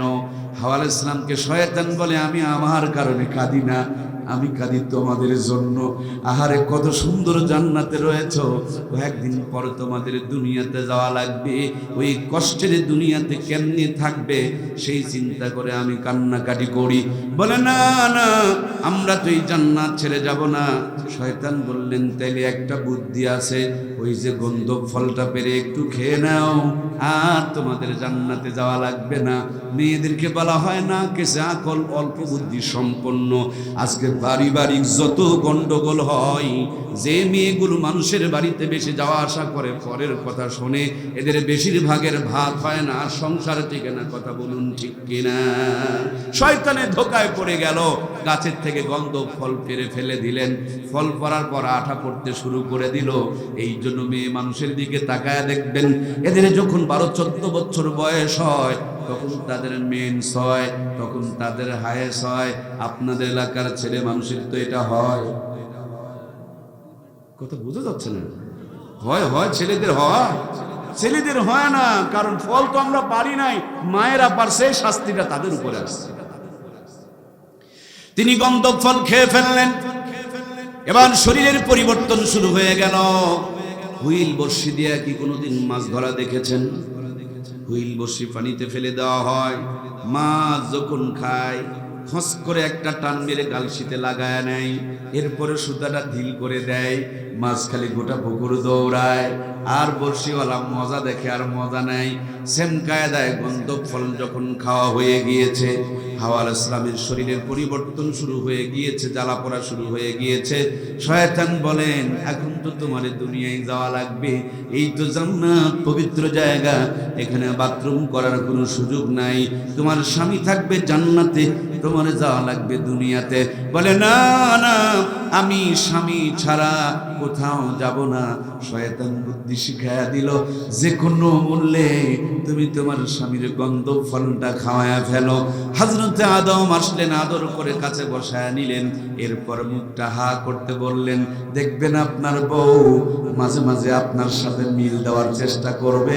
যেদিন বেশি মিল দেওয়ার চেষ্টা করবে, দেখবেন মনে হয় বাবার বাড়িতে যাওয়ার দরকার, নইলে একটু মার্কেটে যাওয়ার দরকার। মাঝে মাঝে, সবাই নয়, কিছু কিছু মামুন এরকমও হয়। কথা বলুন ঠিক কিনা? বন্ধুরা আমার, হযরতে আদম মুখখানা হা করেছেন। বউকে, বিবিকে, বেগমকে, জীবন সঙ্গিনীকে, অর্ধাঙ্গিনীকে বিশ্বাস করতে হবে। বিশ্বাস না করলে জীবনে সুখী হতে পারবেন না। আবার অতিরিক্ত বিশ্বাস যারা করে, অনেকের জীবনও থাকে। এই জন্য বিশ্বাসও করতে হবে, আবার মাঝে মাঝে কন্ট্রোলও নিজের হাতে রাখতে হবে, রিমোটটা নিজের হাতে রাখতে হবে। মোবাইল দিতে হবে, কিন্তু পাসওয়ার্ডটা নিজের কাছে রাখতে হবে। মোবাইল দিয়ে দিলেন, পাসওয়ার্ড রাখেন নাই, তার মানে ঘরে বউ ঢুকায়া অন্য মানুষকে ঢুকায়া দিলে যেমন হয় তেমনটাই হয়ে যাবে। বিশ্বাস করা ভালো, কিন্তু অতিরিক্ত বিশ্বাস করা যাবে না।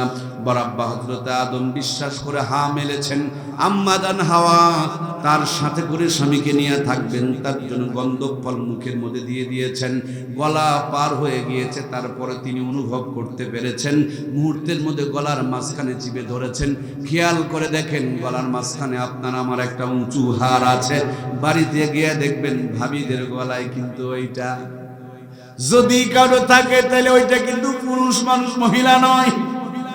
খেয়াল করে দেখবেন প্রিয় ভাইরা, তাদের যে মাসিকের সমস্যা আছে আমাদের সেইটা কিন্তু নাই। আবার আমাদের গলায় উঁচা হার আছে, তাদের গলায় ওই উঁচা হার নাই।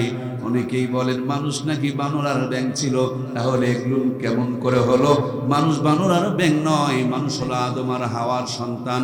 বন্ধুরা আমার, গন্ধ ফুল খাওয়ার পর দুনিয়াতে পাঠানো হলো। অনেক লম্বা ঘটনা, অনেক সময় ধরে তারা একে অপরকে খোঁজাখুঁজি করেছেন।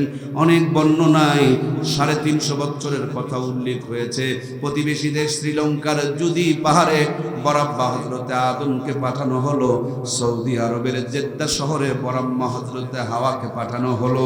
আরবিতে জাদ্দাতুন মানে দাদি, জেদ্দাতে পাঠানো হয়েছে, এই জন্য দাদির নামে শহরের নামটা নামকরণ করা হয়েছে। আজ পর্যন্ত আরব সাগরের কিনারে বরাম্মা হযরতে হাওয়ার কবর রয়েছে। 350 বছর পর আদম আর হাওয়া আরাফার ময়দানে একত্রিত হইলেন। এই জন্য ওই ময়দানের নাম মিলিত হওয়ার ময়দান, একত্রিত হওয়ার ময়দান, পরিচয় হওয়ার ময়দান। কিয়ামত পর্যন্ত দুনিয়াতে যত মানব আর মানবী আসবে, আদম সন্তানেরা আসবে, সবগুলোকে আল্লাহ তাআলা আরাফার ময়দানে হাসরের মাঠে উঠাবেন। ছোট্ট একটা পাহাড়, পাহাড়টার নাম হলো জাবালে রহমত। ওই জাবালে রহমতের চূড়ায় চড়ে এক অপরকে খোঁজাখুঁজি করছেন। 350 বছর পর হারানো স্বামী তার বেগমকে খুঁজে পেয়েছেন, বেগম তার স্বামীকে খুঁজে পেয়েছেন। একে অপরকে বুকে জড়িয়ে ধরে এমন কান্না শুরু করেছেন, আদম আর হাওয়ার চোখের পানির বদলতে 12.5 কিলোমিটার এলাকাকে আল্লাহ তাআলা পবিত্র বানিয়ে দিয়েছেন।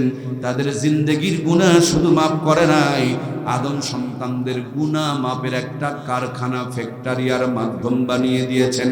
আল্লাহ জানিয়ে দিয়েছেন, আদম রে, ও হাওয়া আর কেঁদো না, শুধু তোমাদের জিন্দেগির গুনাহ নয়, তোমাদের সন্তানগুলোর গুনাহ মাপের একটা জায়গা বানিয়ে দিলাম। 9 জিলহজ আরাফার দিনে তোমার সন্তানেরা যদি এই ময়দানে উপস্থিত হইতে পারে, সূর্য ডুবার আগে তোমার সন্তানদের জিন্দেগির গুনাহগুলোকে মাফ করে দিব। জিন্দেগিতে এক চুল পরিমাণ, তিল পরিমাণ, বিন্দু পরিমাণ গুনাহ রেখে আমি আল্লাহ আরাফা থেকে বের করে নিব না। জোরে বলুন সুবহানাল্লাহ। আল্লাহর কাছে প্রার্থনা জানাই, আল্লাহ তাবারক তাআলা আমাদের সকলকে যেন পবিত্র হজের তৌফিক দান করে দেয়। সবাই পড়ি আল্লাহুম্মা আমিন। আমার আল্লাহ তাবারক তাআলা আমাকে 16 বার পবিত্র হজে নিয়েছেন, শতাধিকবার উমরায় নিয়েছেন। আমি বিশ্বাস করি, আমি যতটুকু জানি এবং বুঝি, হজে যাওয়ার জন্য টাকা বড় শর্ত নয়, হজে যাওয়ার জন্য নিয়ত বড় শর্ত।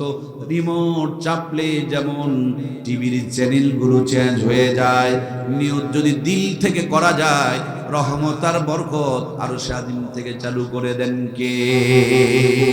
এই জন্য নিয়ত করতে হবে খাস করে, আল্লাহ তাআলা নিবেনই ইনশাআল্লাহ। বন্ধুরা, আমরা আলোচনা করছিলাম নবীর মতামত, তাকেই বলে নবীর উম্মত। ও নবীর উম্মত, নবী আমার বলেছেন 3 কাজে দেরি করিও না। তার একটা কাজ হলো, ছেলে মেয়েদের যখন সময় হয়ে যাবে জলদি করে বিয়ে দিয়ে দাও। আমরা চিন্তা করি বিয়ে দিলে খাওয়াবো কি?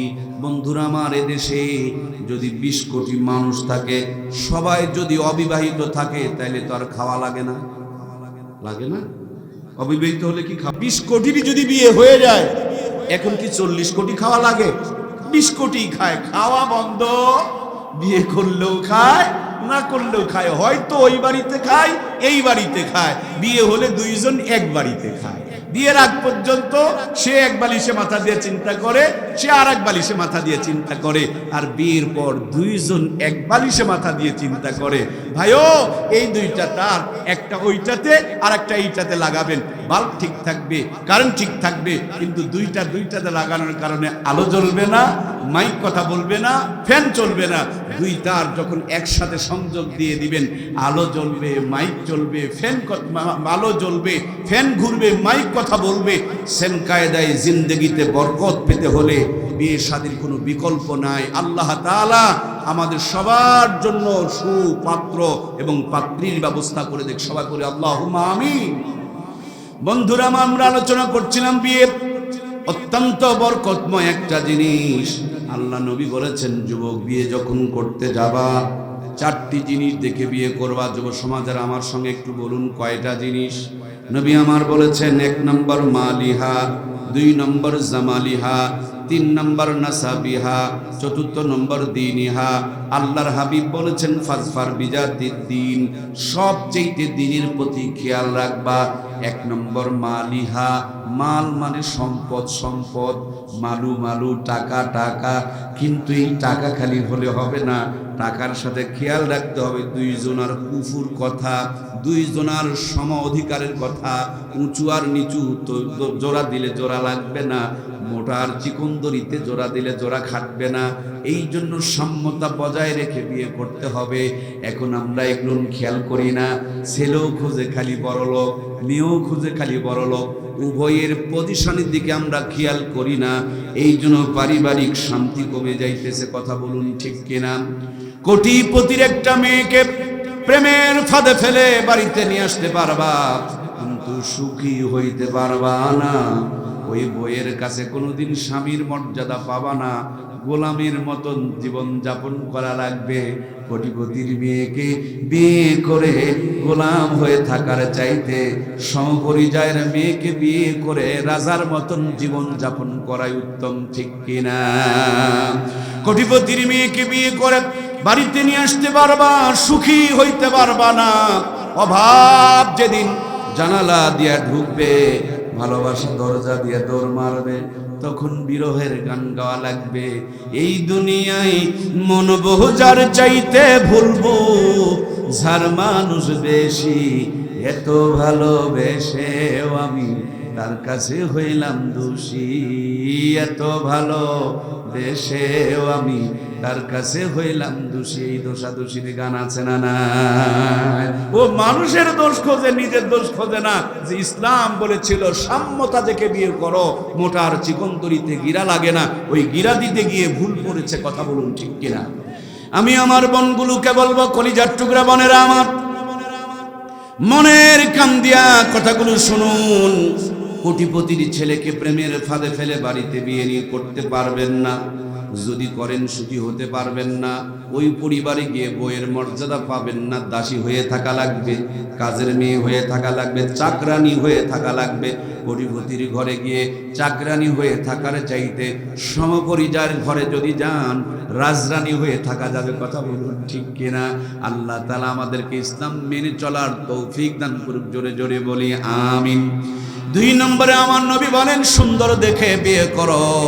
এখন আপনারা যদি বলেন, ভাই সবাই যদি সুন্দরগুলোকে বিয়ে করে নেয়, তাহলে অসুন্দরদের হবে কি? আমি বলি, দুনিয়াতে কোনো মানুষকে আল্লাহ তাআলা অসুন্দর বানায় নাই। সুবহানাল্লাহ। অনেক সুন্দর একটা ছেলে ময়লা একটা মেয়েকে বিয়ে করতে চাই, তার বন্ধুরা বলেন, তোর কি মাথা খারাপ হলো নাকি রে? তুই দেখতে কত সুন্দর, কালো মেয়েটাকে বিয়ে করবি কেন? সে বলবে, দোস্ত তুই বুঝবি না, আমার চোখ দুটো খুলে তোর চোখে যদি লাগায় দেওয়া হতো, তাইলে তুই বুঝতে পারতি কালোর ভিতরে জগতের আলো। সুবহানাল্লাহ।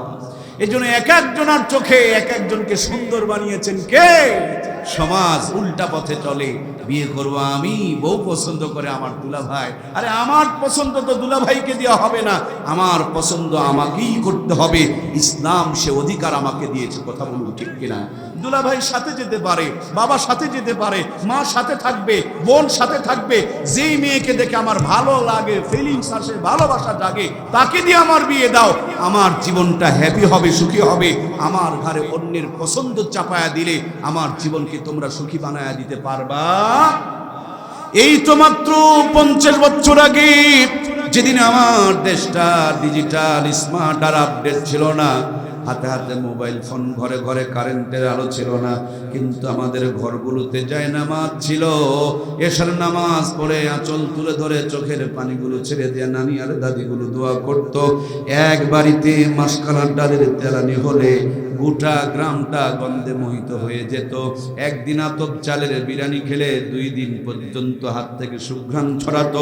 মূর্খ নানু আর দাদুরা বাজার থেকে 5 টাকা 6 টাকা ইলিশের মাছ কিনে নিয়ে হেঁটে হেঁটে বাড়িতে আসতো।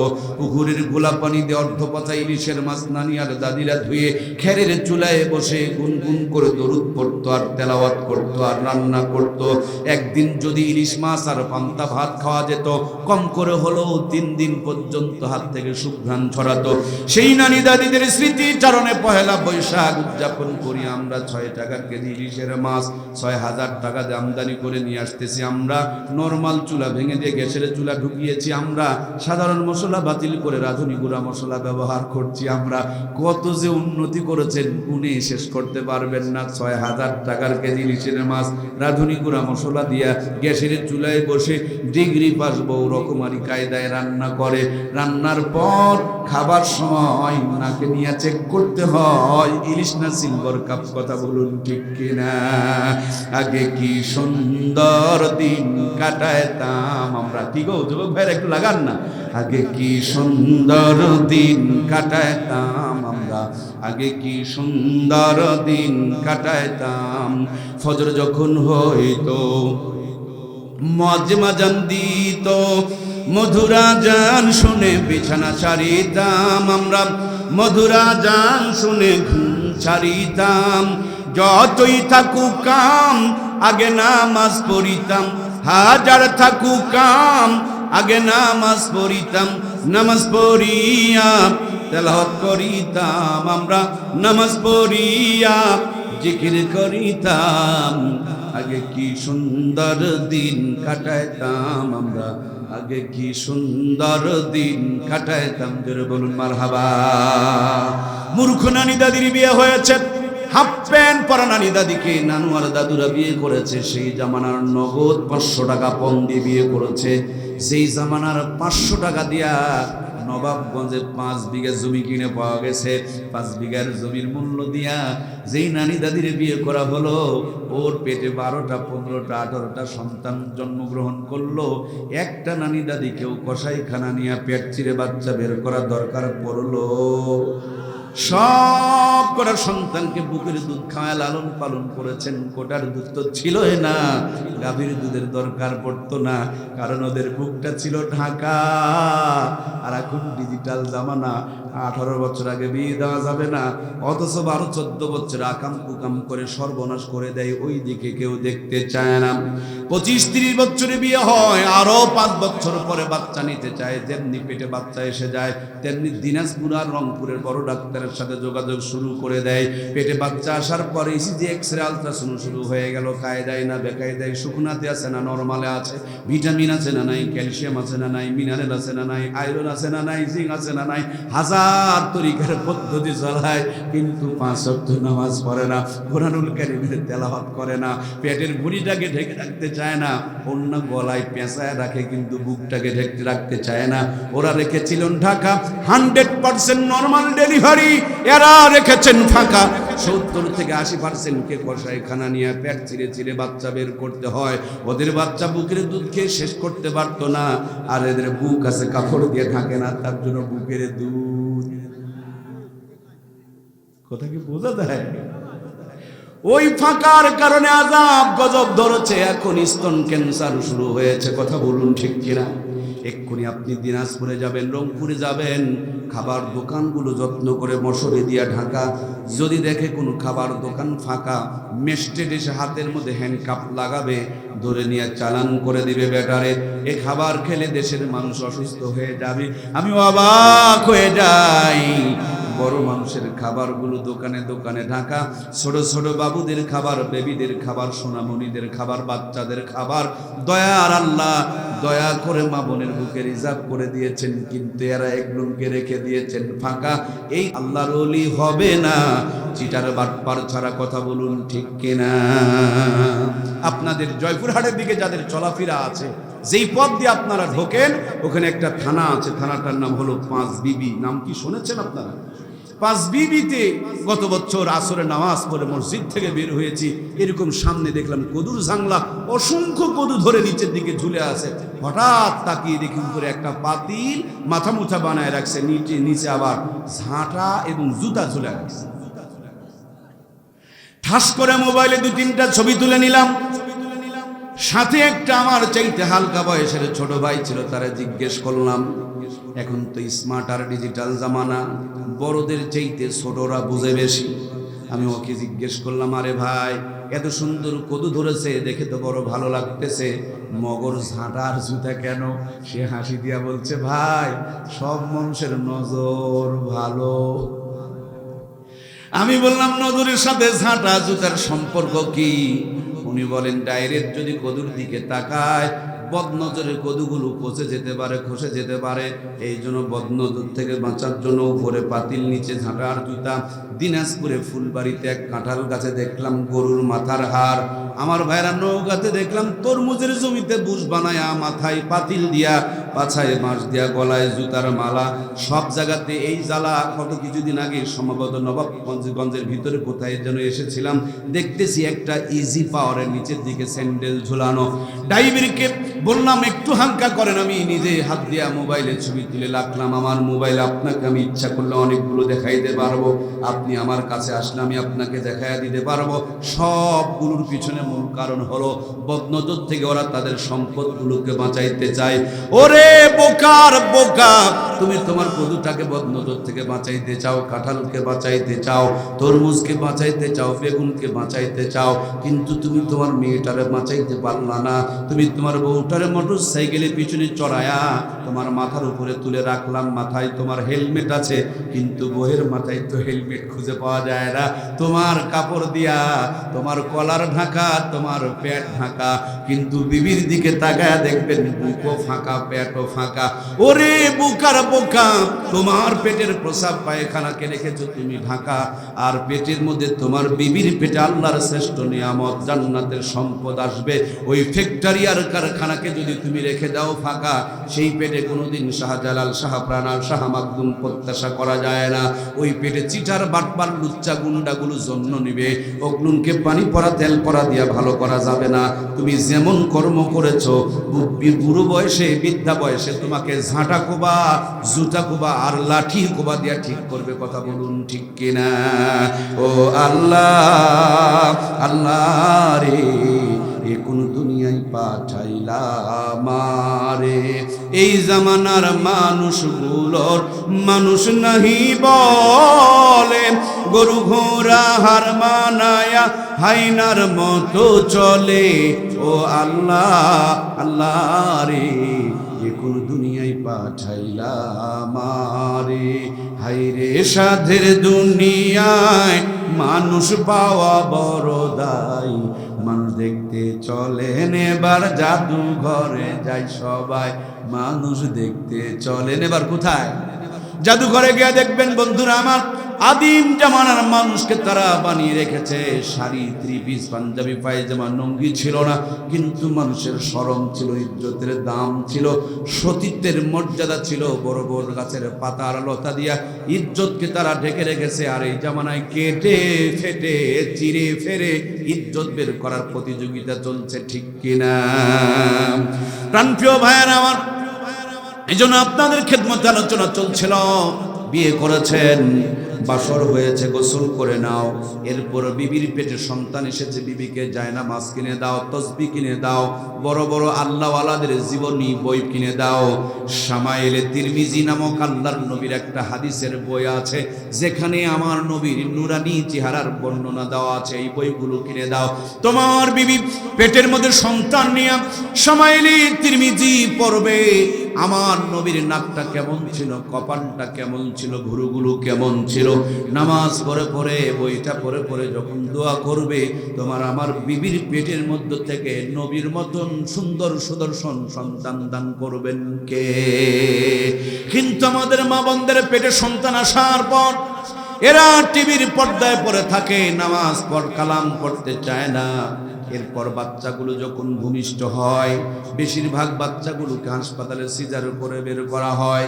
ব্যস্ততার কারণে আজান একামত তাদের কপালে জোটে না। অথচ ইসলামের সুন্নতের প্রথম ডোজ হলো, কোনো সন্তান যখন জন্মগ্রহণ করবে ডান কানে আজান দাও, বাম কানে একামত দাও। কেন ডান কানে বাম কানে আজান আর একামত দেওয়া লাগবে? কারণ এই জন্য দেওয়া লাগবে ওই দুই দিক যেন ভাইরাস ঢুকতে না পারে। সুবহানাল্লাহ বলেন। এখন বেশিরভাগ বাচ্চাগুলো সিজার করে বের করা হয়, আজান একামত তাদের কপালে জোটে না। এই জন্য মুসলমানদের মুখ থেকে নাস্তিকের মতন কথা বের হয়। কথা বলুন ঠিক কিনা? প্রিয় ভাইয়ের আমার, কিছুদিন আগে আপনারা জানেন একজন বেয়াদব বলেছিল, ফজর আজান যখন শুনি মনে হয় বেশ্যা তার খরিদ্দারকে ডাকতেছে। জোরে বলুন না নাউজুবিল্লাহ। আমি চিন্তা করলাম এত কথা থাকতে এই কথা বললো কেন বেয়াদবগুলো? পরে ভেবে দেখলাম কিছু কিছু বাচ্চা তো পতিতালয়ে জন্ম নেয়, এদের জন্মের পর ডান কানে আজান বাম কানে একামত জোটে না। প্রথমেই পতিতার আওয়াজ কানে ঢুকেছে, তার জন্য ওই আওয়াজটাই তার মাথায় ঘুরতেছে। সকালবেলা কেউ যদি পেঁয়াজ খায়, সন্ধ্যাবেলা যদি ঢেকুর তোলে, তাইলে কি আদার গন্ধ পাওয়া যায়? পেঁয়াজেরই গন্ধ পাওয়া যায়। সেম কায়দায় জন্মের পর যদি আজানের একামত ডান কান বাম কান না হয়, এরা সুন্নতের প্রথম ডোজ ফেল করেছে, এদেরকে শয়তান সহজে ধোঁকা দিতে পারবে। অল্প কিছুদিন আগে আরো একজন বেয়াদব বলেছিল, আমার কাছে আজানের চাইতে কাউয়ার আওয়াজ ভালো লাগে। আমি চিন্তা করলাম এই কথা বললো কেন? এখন বুঝতে পারি, অনেক অবৈধ সন্তান জন্ম হয় যাদের বাপ মার কোনো পরিচয় নাই, এদেরকে ডাস্টবিনের কিনারে ফেলে দেওয়া হয়। সকালবেলা লেফট লাইট করতে গিয়ে নিঃসন্তানীরা তুলে নিয়ে এসে পরিচয় দিয়া বড় করে।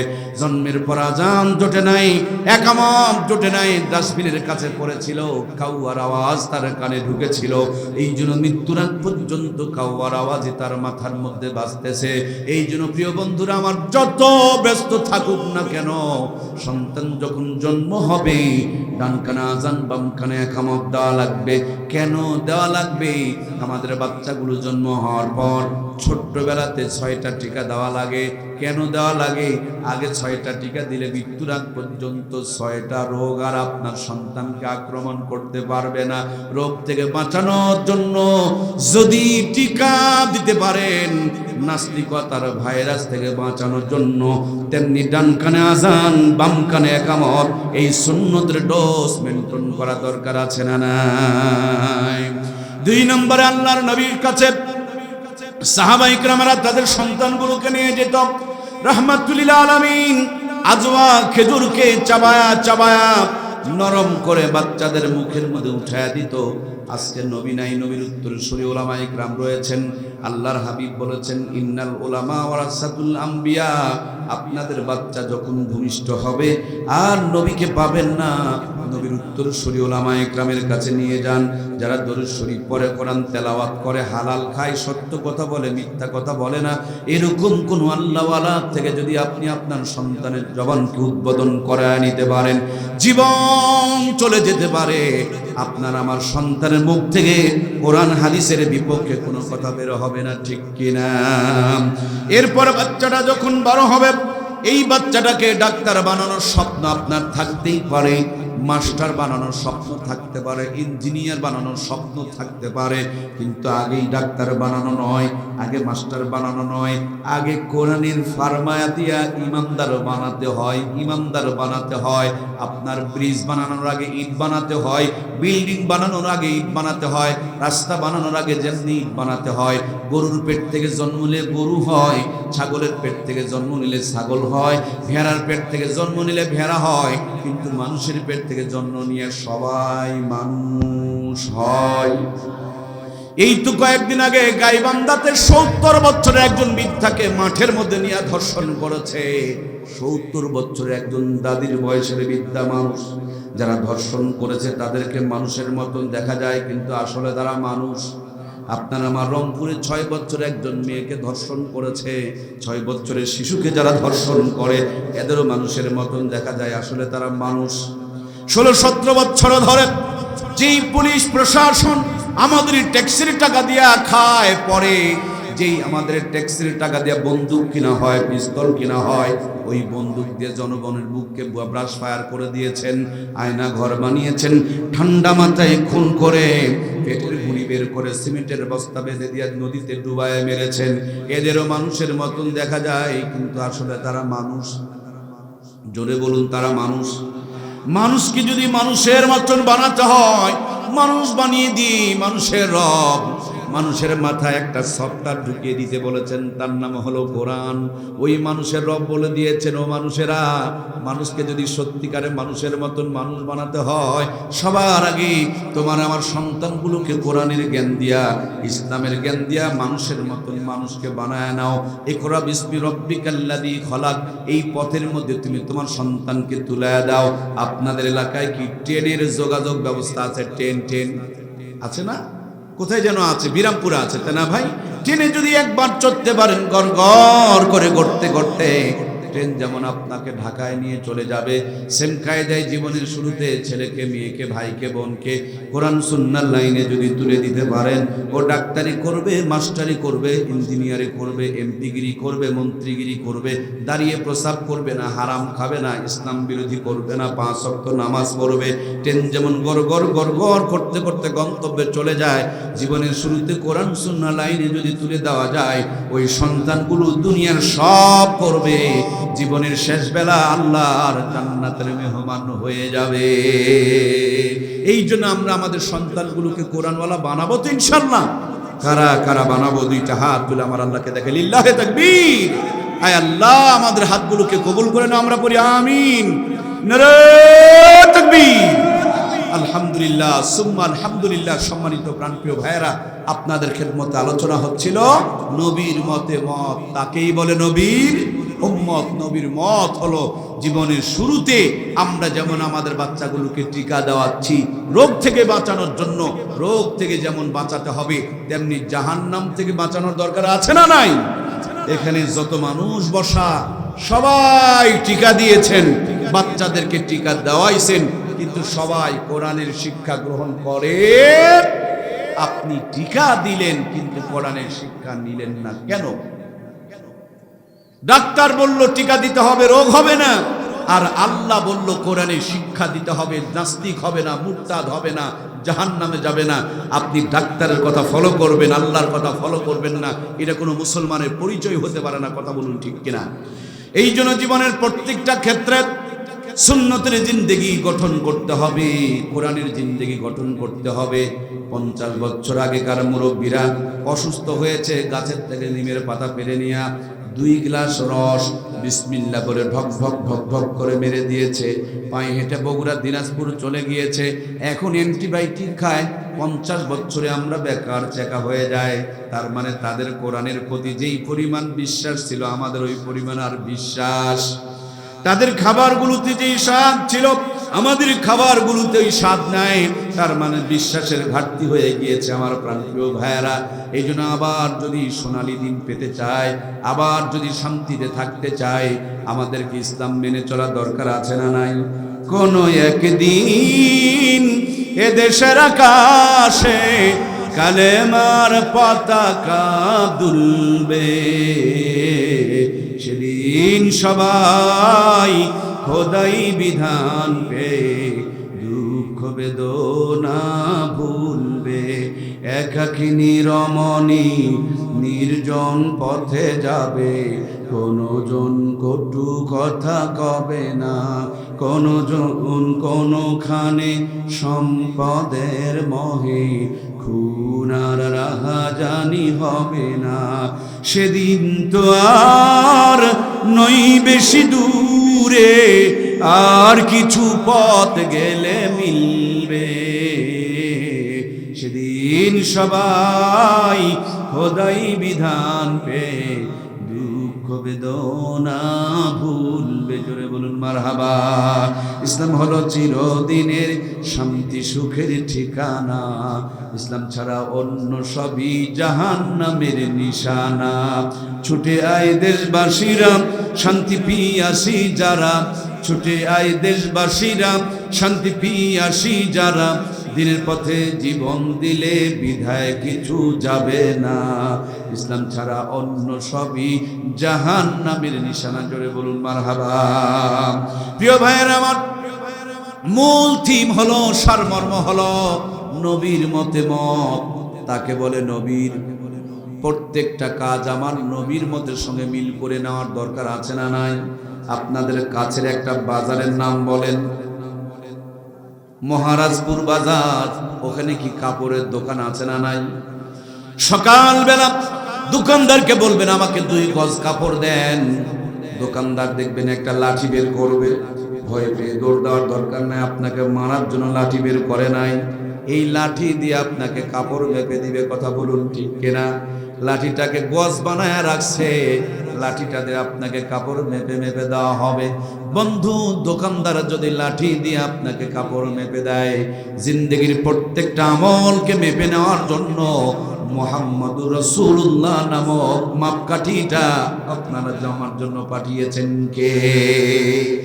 এই মাপকাঠি দিয়ে যদি জীবন সাজাইতে পারেন, কোরআন দিয়ে নিজের জীবনকে যদি সুন্দর করে গোছায় নিতে পারেন, এই কোরআনুল কারীমটা আপনারা আমার সন্তানদের জীবনের শুরুতে যদি দিয়ে দিতে পারেন, কারণ এটা এমন একটা ম্যাগনেট, এটা একটা চুম্বক, এটা একটা পরশ পাথর।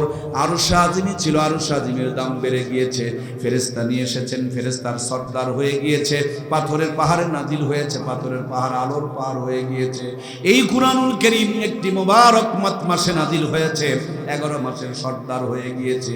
এই কোরআনুল কারীম একটি মুবারক রাত্রে নাজিল হয়েছে, লাইলাতুল কদরি খায়রুম মিন আলফি শাহর, 1000 মাসের থেকে উত্তম হয়ে গিয়েছে।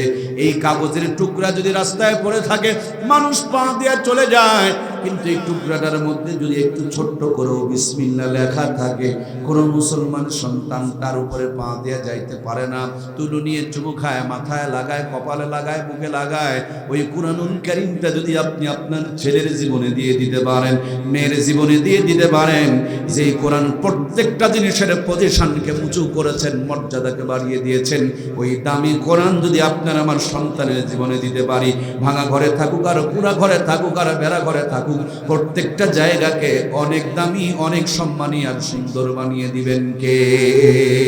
কোরআনওয়ালারা যারা আজও দুনিয়াতে সুখী হলো, তারা বোঝেন আর না বোঝেন, কোরআনওয়ালাদের চাইতে দুনিয়াতে সুখে কেউ।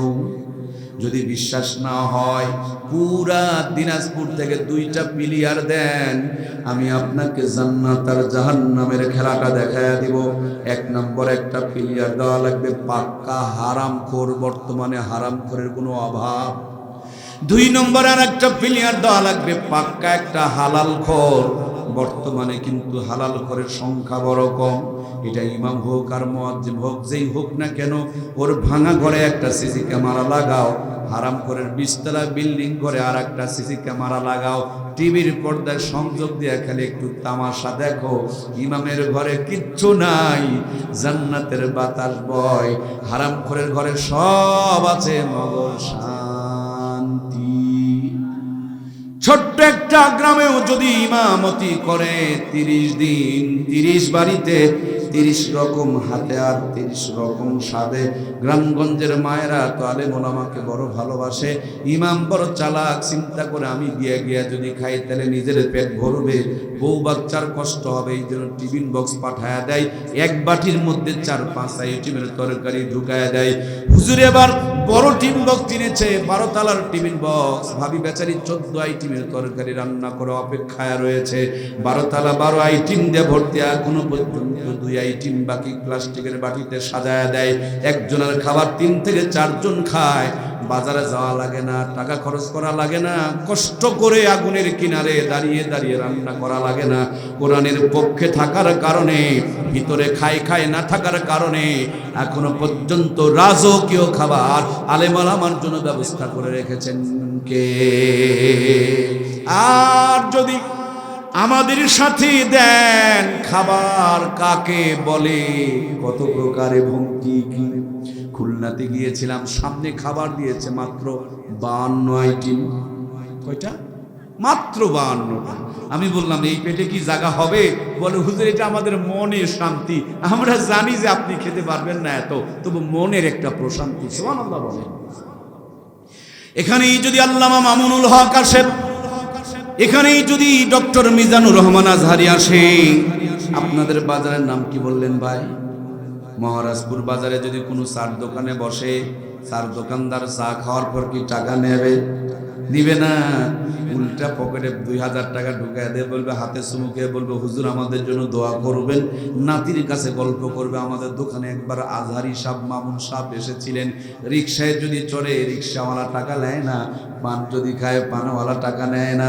তার মানে দুনিয়াতে যারা রাজা বাদশাহ যারা হয়, তাদের তো একটা মর্যাদা আছে। ক্ষমতা চলে গেলে পিটন খায়, ক্ষমতায় থাকলে সালাম পায়, ক্ষমতা চলে গেলে ঝাঁটার ঝাড়ু নিয়ে মানুষ খুঁজে বেড়ায়। কিন্তু কোরআনওয়ালারা মুকুটহীন এমন এক সম্রাট, এদের বয়স বাড়লেও সম্মান বাড়ে, দাড়ি পাকলেও সম্মান বাড়ে, ইমামতি করলেও কোন খাবারের অভাব নাই, চিন্তা নাই, টেনশন নাই। বড় যদি কোরআনের সাথে বেশি সম্পর্ক রাখনেওয়ালা হয়, মামুনুল হক আর মিজানুর রহমান আজহারির মতন যদি হয়, এরা সারা দুনিয়াতে রাজা বাদশার চাইতে বেশি সম্মান পায়। কথা বলুন ঠিক কিনা?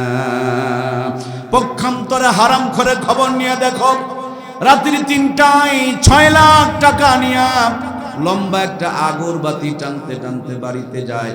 বাড়িতে এসে গেটের মধ্যে কলিং বেলে চাপ দেয়, কাজের মেয়ে গেট খুলে দেয়। বউ কটকটির সিরিয়াল দেখতেছে, স্বামী ঢুকলো না, ছাগল ঢুকলো, দেখার মতন টাইম নাই। যেই হাত দিয়ে রুটি বানিয়েছে, ওই হাত দিয়ে নাক পরিষ্কার করেছে, একই সাথে সবগুলো সাজায় রাখছে। পেটের ক্ষুধা, ডায়াবেটিস নীল হয়ে যাবে। নিজের ক্ষুধা নিজে নিবারণ করার জন্য নরম রুটি, গরম খাসির কলিজা ফেলে ফেলে মুখের মধ্যে ঢুকায়, পেটে ঢুকতে আবার যুদ্ধ শুরু হয়ে যায়। তখন রে আবার গ্যাসের বড়ির সারজেল খুঁজে বেড়ায়। একই বিল্ডিং এ বিশাল বিশাল বড় বড় ঘর, সুন্দর করে ডেকোরেশন করা, কিন্তু স্বামী এক ঘরে, বউ আর এক ঘরে। 3 লাখ টাকার দামি দামি আইফোন ব্যবহার করে, ওয়াইফাই নেটওয়ার্ক ব্যবহার করে, কিরিং কিরিং শব্দ হয়। ভালোবাসা তাদের ভিতরে নাই, পরক্রিয়া করে, কইতেও পারে না, সইতেও পারে না, মাঝে মাঝে স্টক করে বিছানায় পড়ে থাকে। কথা বলুন ঠিক কিনা? এই জন্য প্রিয় ভাইয়ার আমার, ইসলাম যেখানে শান্তি সেখানে, ইসলাম ছাড়া কোথাও শান্তি নাই। কোরআনওয়ালা যদি মরে যায়, কোরআনুল কারীম মাথার সামনে কবরে দাঁড়িয়ে যায়, কিয়ামত পর্যন্ত কবরে জান্নাতের ঘুম পাড়ায়া দেয়। এখান থেকে কিছু দূর পূর্ব দিকে, সম্ভবত আপনাদের রংপুর পার হয়ে কুড়িগ্রাম নামক একটা জেলা আছে, ধরলা নদী নামক একটা নদী আছে, সেখানে একটা ব্রিজ আছে। ব্রিজ থেকে সামান্য পাশে ওখানে একটা মাদ্রাসা আছে, চরমনার মাদ্রাসা। মাদ্রাসার মাঠে একজন আল্লাহর ওলির কবর আছে। আপনারা নামটা অনেকেই শুনেছেন। আমরা ত্রাণ দিয়ে আসার সময় শুনলাম এখানে ঘুঘু মুন্সির কবর। কবর জিয়ারত করতে গেলাম, মাটির মাঝখানে কবরের পাশে দাঁড়ায়া বড় বড় করে নিঃশ্বাস নিচ্ছিলাম। মনে হয় কবরের ভিতর থেকে সুঘ্রাণ বের হয়ে আসতেছে। আমার প্রাণপ্রিয় ভাইয়েরা, জিয়ারত শেষ করে 4 দোকানের পাশে দাঁড়ায়া এক মুরব্বীকে জিজ্ঞেস করলাম, আমাকে একটু ঘুঘু মুন্সির ঘটনাটা বলেন তো দেখি, আমি নিজের কানে শুনি। উনি বললেন, আমাদের গ্রাম একই গ্রাম ছিল, নদীর ভাঙনে ভেঙে গিয়েছে। ওনার নাম ঘুঘু মুন্সি নয়, ওনার নাম হলো মাওলানা বশির উদ্দিন। তিনি চরমনার মুরিদ ছিলেন। তিনি যখন তেলাওয়াত করতেন তখন মাথাটাকে নড়াচড়া করতেন, ঝোঁকাইতেন আর পড়তেন। এই জন্য বন্ধুরা তাকে ঘুঘু মুন্সি বলে রাখতেন। আল্লাহর ওলি মারা গিয়েছেন, নদীর কিনারে তারা কবর দেওয়া হয়েছে। 30-32 বছর পর নদীর ভাঙনে যখন কবরটা ভেঙে গিয়েছে, লাশটা বের হয়েছে। রাখালেরা খবর দেওয়ার পর আমরা লাশ তোলার পর মুখের থেকে কাপড়ের কাপড়টা সরায়া দেখি 32 বছর পর এখনো পর্যন্ত তার একটা পশম নষ্ট হয় না। কোরআনওয়ালারা শুধু দুনিয়াতেই ভালো থাকে না, এই কোরআনওয়ালারা কবরেও ভালো থাকে। কোরআনুল কারীম যারা পড়ে তারা হলো স্পেশাল মেহমান। এখান থেকে ঢাকা যাওয়ার জন্য আপনাদের অনেকেই নবাবগঞ্জে গিয়া গাড়িতে চড়া লাগে, আর ভিআইপি মানুষদের বাড়ির গেটে কিন্তু প্রাইভেট কার দাঁড়িয়ে থাকে।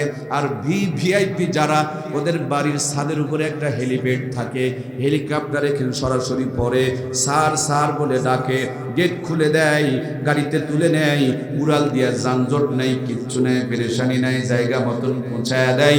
এই দুনিয়াতে যারা কোরআনের সাথে সম্পর্ক কায়েম করবে, হযরত ইসরাফিল আলাইহিস সালাম যখন সিংহায় ফুৎকার দিবে, কোরআনুল কারীম কবর থেকে তুলে নিয়া একটা টান দিয়া তাদেরকে জান্নাতের গেট পর্যন্ত পৌঁছায়া দিবে। জান্নাতের গেটে যাওয়া মাত্র একজন ঘোষক ঘোষণা করে বলবে ইকরা ওয়ারাতিল কামা কুনতা তুরাতিল ফিদ দুনিয়া। ও আল্লাহর জান্নাতের বান্দা বান্দি, যেইভাবে দুনিয়াতে একটা একটা করে আয়াত পড়েছিলা, আজকে একটা একটা করে আয়াত পড়ো আর এক এক তালা বিশিষ্ট জান্নাত অর্জন করো। আমার প্রিয় ভাইয়েরা, সেই জন্য আল্লাহর কোরআন দিয়া আমরা জীবনকে সাজাতে চাই। কারা কারা রাজি? আর একটা বারের জন্য আল্লাহর কোরআনের সঙ্গে দুইটা হাত করে দেখায় লিল্লাহে তাকবীর।